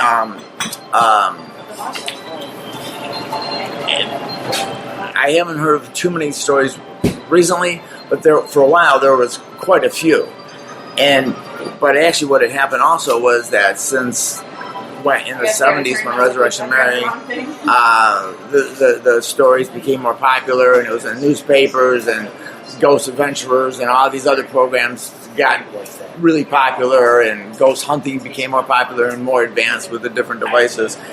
And this cemetery, being a Catholic cemetery, it started to become a tourist attraction. And the last thing our cemetery wants is a tourist attraction, so they actually moved Mary's body to an unmarked grave. Oh. So they'd actually dug her up and put her somewhere because it had her first and last name.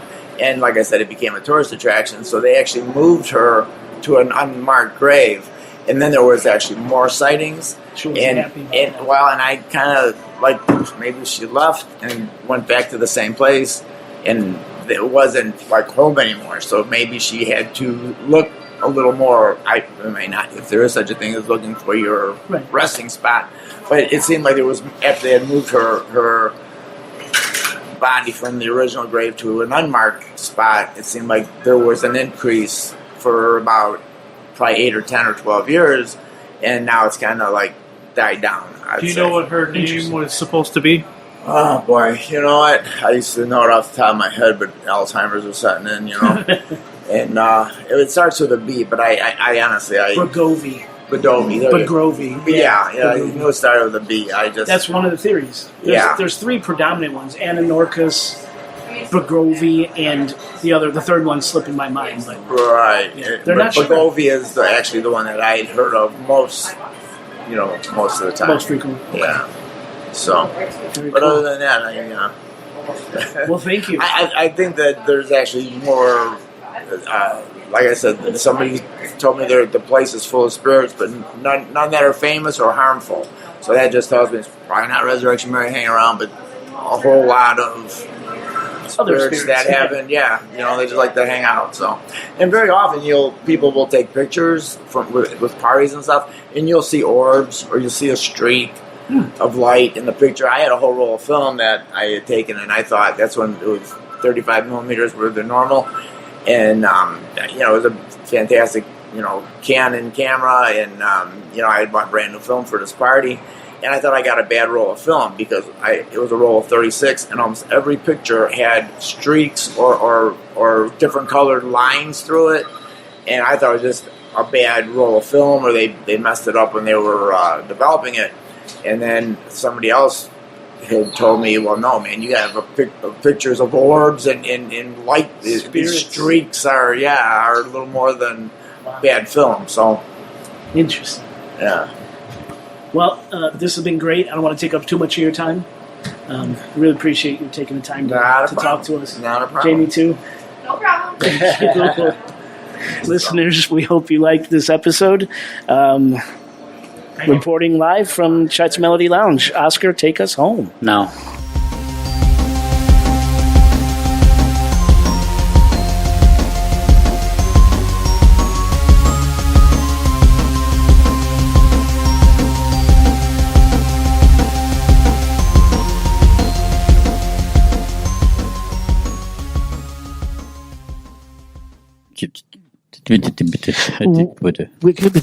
Oh my God.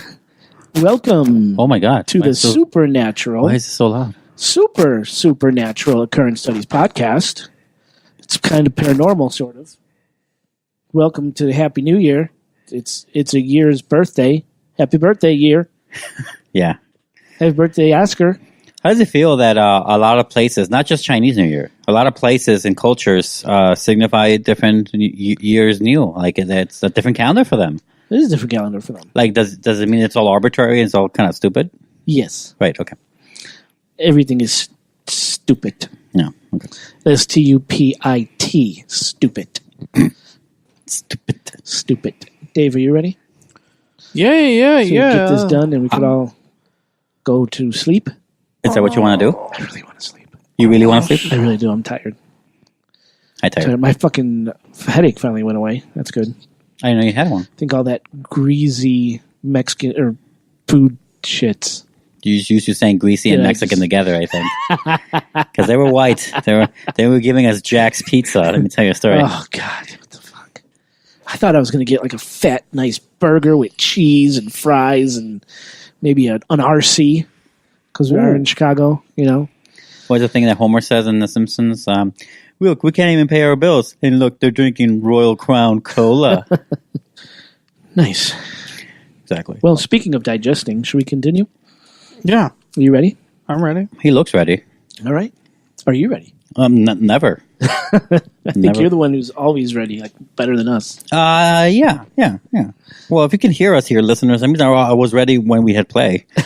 Right, yeah. When I hit the red button here. All right, let's fucking do it. Done. Do you need a countdown? No. So we're going to have a voicemail, and we're going to have a song, 30 seconds of a song, of a Resurrection Mary song. Oh, there's a song, of course. There is. It's like that. What's that weird one you guys liked a lot from when you went to Massachusetts? You guys kept singing it. Oh, Hey, Puckwudgie. that one. Hey, Puckwudgie. I don't think it's- You're the one for me. Yeah. Hey, Puckwudgie. Okay. Put I don't know it why I inside said that. me. I really didn't. That's not how it goes. That's not how it goes. No, that's not. But it All right. goes along with it. Let's do it in 5, 4, 3, 2. Welcome to the 83rd episode of... Wow. They shirt. Is it the 83rd? Yeah, it's 83rd. Then why did you stop? Because I almost said 82nd, so it sounded like 80. 82nd. I thought you were going to say 87th, and then you said 80 SHARD shirt. I sure did today. I sure did in my pantalones. Yeah, because 82 is 33rd parallel. Mhm. 83 Resurrection Mary. Okay.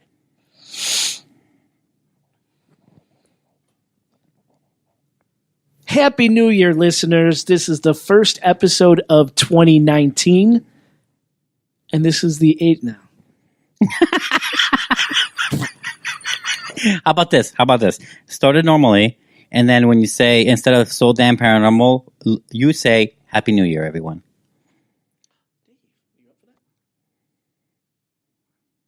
Okay, I'll say it. Sure. So you want me to I'm stop? down. I mean, Okay. Go. Welcome to the Happy New Year, everybody. Thank you, David. I wanted him to do that. I really wanted him to do that.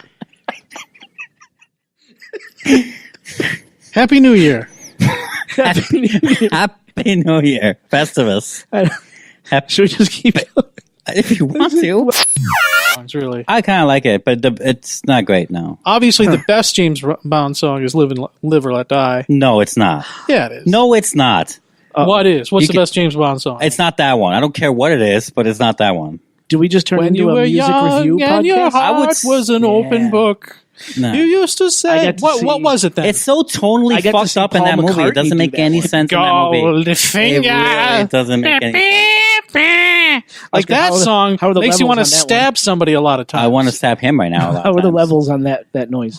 I'm not disagreeing. They both are terrible songs, but Let and Let Die makes no sense in that movie. It's totally fucked up. It's like I'm having just going to sit in the back here and yeah. see. But how it this was plays out. Paul McCartney. Who gives a shit? Then his Christmas song is amazing. Well, isn't no, it? his Christmas well, song is then, terrible. There you go. He doesn't know where to put his But music Live- at. Live and Let Die. In Live or Let Die is live, seeing it Live and Let live Die was by amazing. itself is It's a a- great song. yeah, it's a good in song that movie, on its own. It's not a good James Bond movie though. Can name one other James Bond song that you like hear regularly played on the radio. The garbage one. Which one is that? The world is not enough. That's my favorite one. I don't even know what you're Well, talking because you're a piece of shit who doesn't know anything new. Whoa! Yeah. Happy Sorry, New you Year. got me angry. That was like, wasn't that the Timothy Dalton one? Guys, No, ghosts. that's a Pierce Brosnan. Brosnan? Yeah. Paranormal. That was fuck? like 20 years ago. Aliens. I know, but you make it seem like you don't watch anything. So Cryptozoology. You don't know who Garbage is. Well, yeah, I know who Garbage is. Oh. I couldn't name you one Garbage song if you held a gun to my Really? face. Well, that's your problem. I've seen Garbage in concert. I'm jealous. Yeah. They're like awesome. They're my favorite 90s thing. Okay. Wasn't there a Carly Simon one too? I think there was a Carly Simon. Well, James I Bond like song. I like Adele's ones too, but I think that's better. It Oh, fits Dave's way jumping to better. Google. Yeah. He is going to get an answer. I have the album, the Man on a James mission. Bond album in my phone. Well, guys, I think so anyway. could I bring it full circle? No. Nobody does it better. That was Carly Simon. Oh. Huh. So I'm releasing this episode. This on. We got to move on. And by the way, Paula Dean, best James Bond song. There you go. There it is. Can't argue with that. Better than the other one you said. True. What? Seriously, whatever. Yeah, that's what I fucking thought. This is the thing. It's like every James Bond song for every James Bond movie is like super dated. Like it sounds. It's like they just took like the most generic sound for that time frame what is and the turned it worst into one, a James Bond song. Live and Let Die is one of the few that like is kind of timeless. You know. All right. Well, let's leave it up to the listeners. Listeners, what is your I disagree, favorite bitch. James Bond song, write us at contact@chicagoghostpodcast.com. The worst one is Madonna's, though. Oh my God, how do you guys know so much about this? Let's talk about... I don't even really like James Bond movies that I don't much. either. Yeah, I'm I not do. a James I do. Bond I have the Blu-ray set. fan. Tonight's episode. So I know what I'm talking about. That's what I'm saying. Sorry. The Living Daylights was by Aha. Hey, I like the Living Daylights. All But right. that A is View dated. to a Kill was the Duran Duran one, 1985. Yeah. It's a catchy song. All right. But not great now. Paranormal. Topics. Scary. Fun stuff. I think this is a good show for the first of the year. Wait, we're doing a podcast? We are. Okay, I'm sorry. About ghosts. That's not the word. We're not supposed to use the G word. Oh, that's right. That's so, Yes. rudimentary? The right word? Elementary? It's wrong. Wrong. Got it. Okay. So this is a topic. Oh, You Only Live Twice was by Nancy Sinatra. Yeah. What? Yeah. All right. Yeah. Could I continue? You think? Thunderball, Tom Jones. I didn't even know that. Tom Oh, Jones. yeah. Thunderball. Wow. Could I continue now? Chris Cornell did one for Yes, he Casino did. Yeah. Oh, Yeah, he did. you know my name for Casino Royale. Yep. Yep. All right. The World Is Not Enough, garbage, How 1999. many songs do they have? How many? Are That there? was the one that Oscar just chastised me for not knowing any new stuff from 1999. Yeah. 19. You didn't even know. You didn't know. 19 years ago, and we're in 2019. You know, Shirley because Bassey it's did. New Year's. Shirley Bassey did Did like two. 4 or 5. Who the fuck is Oh, really? Shirley I thought Bassey? you did at least 2, but All right, done. So Live and Let Moving. Die was Paul McCartney and Wings, 1973. Yeah, Wings. Yeah. I didn't know it was from 73, though. Did you know Louis Armstrong did one too? Her Majesty's Secret Service, We Have All the Time in the World. I don't even know what that one. How much of this could we actually... it's the one edit? Bond Gladys, that's... Gladys out. Knight did License to a Kill. Yeah. Oh, Gladys. Tina Turner did Goldeneye. Who knew? Yep. I didn't Did you know that Tina Turner did Goldeneye theme song? No. I like GoldenEye's theme song. And Jack White and Alicia Keys did Quantum of Solace in 1989. The only redeeming part Another of that movie Way is to that song. Die. Yep. Did you know that Jack White was even around and Alicia Keys were even around that in 1989? No, I didn't. It's I thought Alicia Keys was like 12 years old. Wait. in that time. It wasn't 1989. It was from the recent Bond age. Okay, maybe these are outtakes? I'm Maybe not sure. it says Quantum But- of Solace 1989. No, But that it's was, wrong. It's wrong. Yeah, Can we that's go gotta, that on? date's got to be wrong. Can we, Yeah. can we go on with the topic now? I'm Die with Another you. Day was 2002 with Madonna. Can we do this now? I'm with you. Are you ready? Are you warmed up? Are you lubed Sheryl up? Crow did one? Nope, he's not. He's not ready. Tomorrow Never Dies. That was Sheryl Crow? Yeah, apparently. Okay. Sheena Easton did For Your Eyes Only. Who the fuck knew that? I didn't know that. All right, that's it. No, thank you. All right, There's So- 20. There's 24 James Bond songs. By the way. let's just cap it at that. We're done. Okay, tonight's topic. What about when Will Smith does a song of a movie that he's in that just recaps the Wild Wild actual West? movie that happened? Wild Wild West, Men in Black. Yeah, I'm not Yeah. going to ask for an example.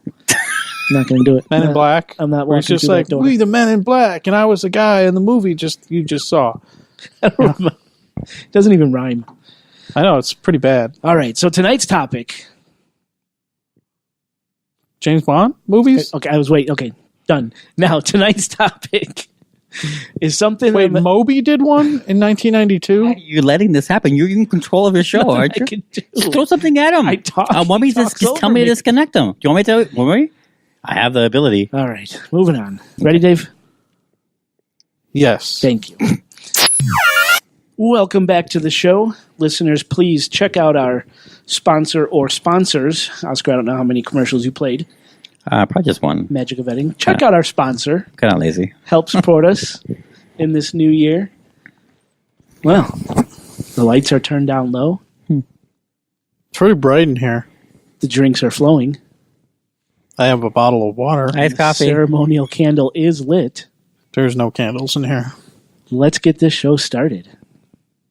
None of the things you said are All right. accurate. So, as I mentioned, tonight we're going to be talking about the infamous Resurrection Mary, a Chicago staple, right?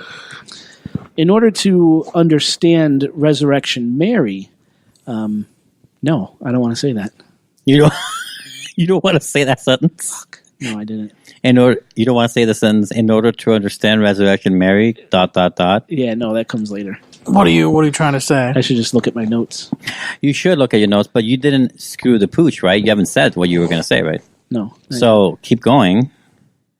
And is this edited, or I can edit it out. do you want me to start all over? No, you can start over. How about Okay, this? yeah, Start because over. we're not that far. Okay. That's fine. You can start all over. Sorry. It's definitely outtakes, though.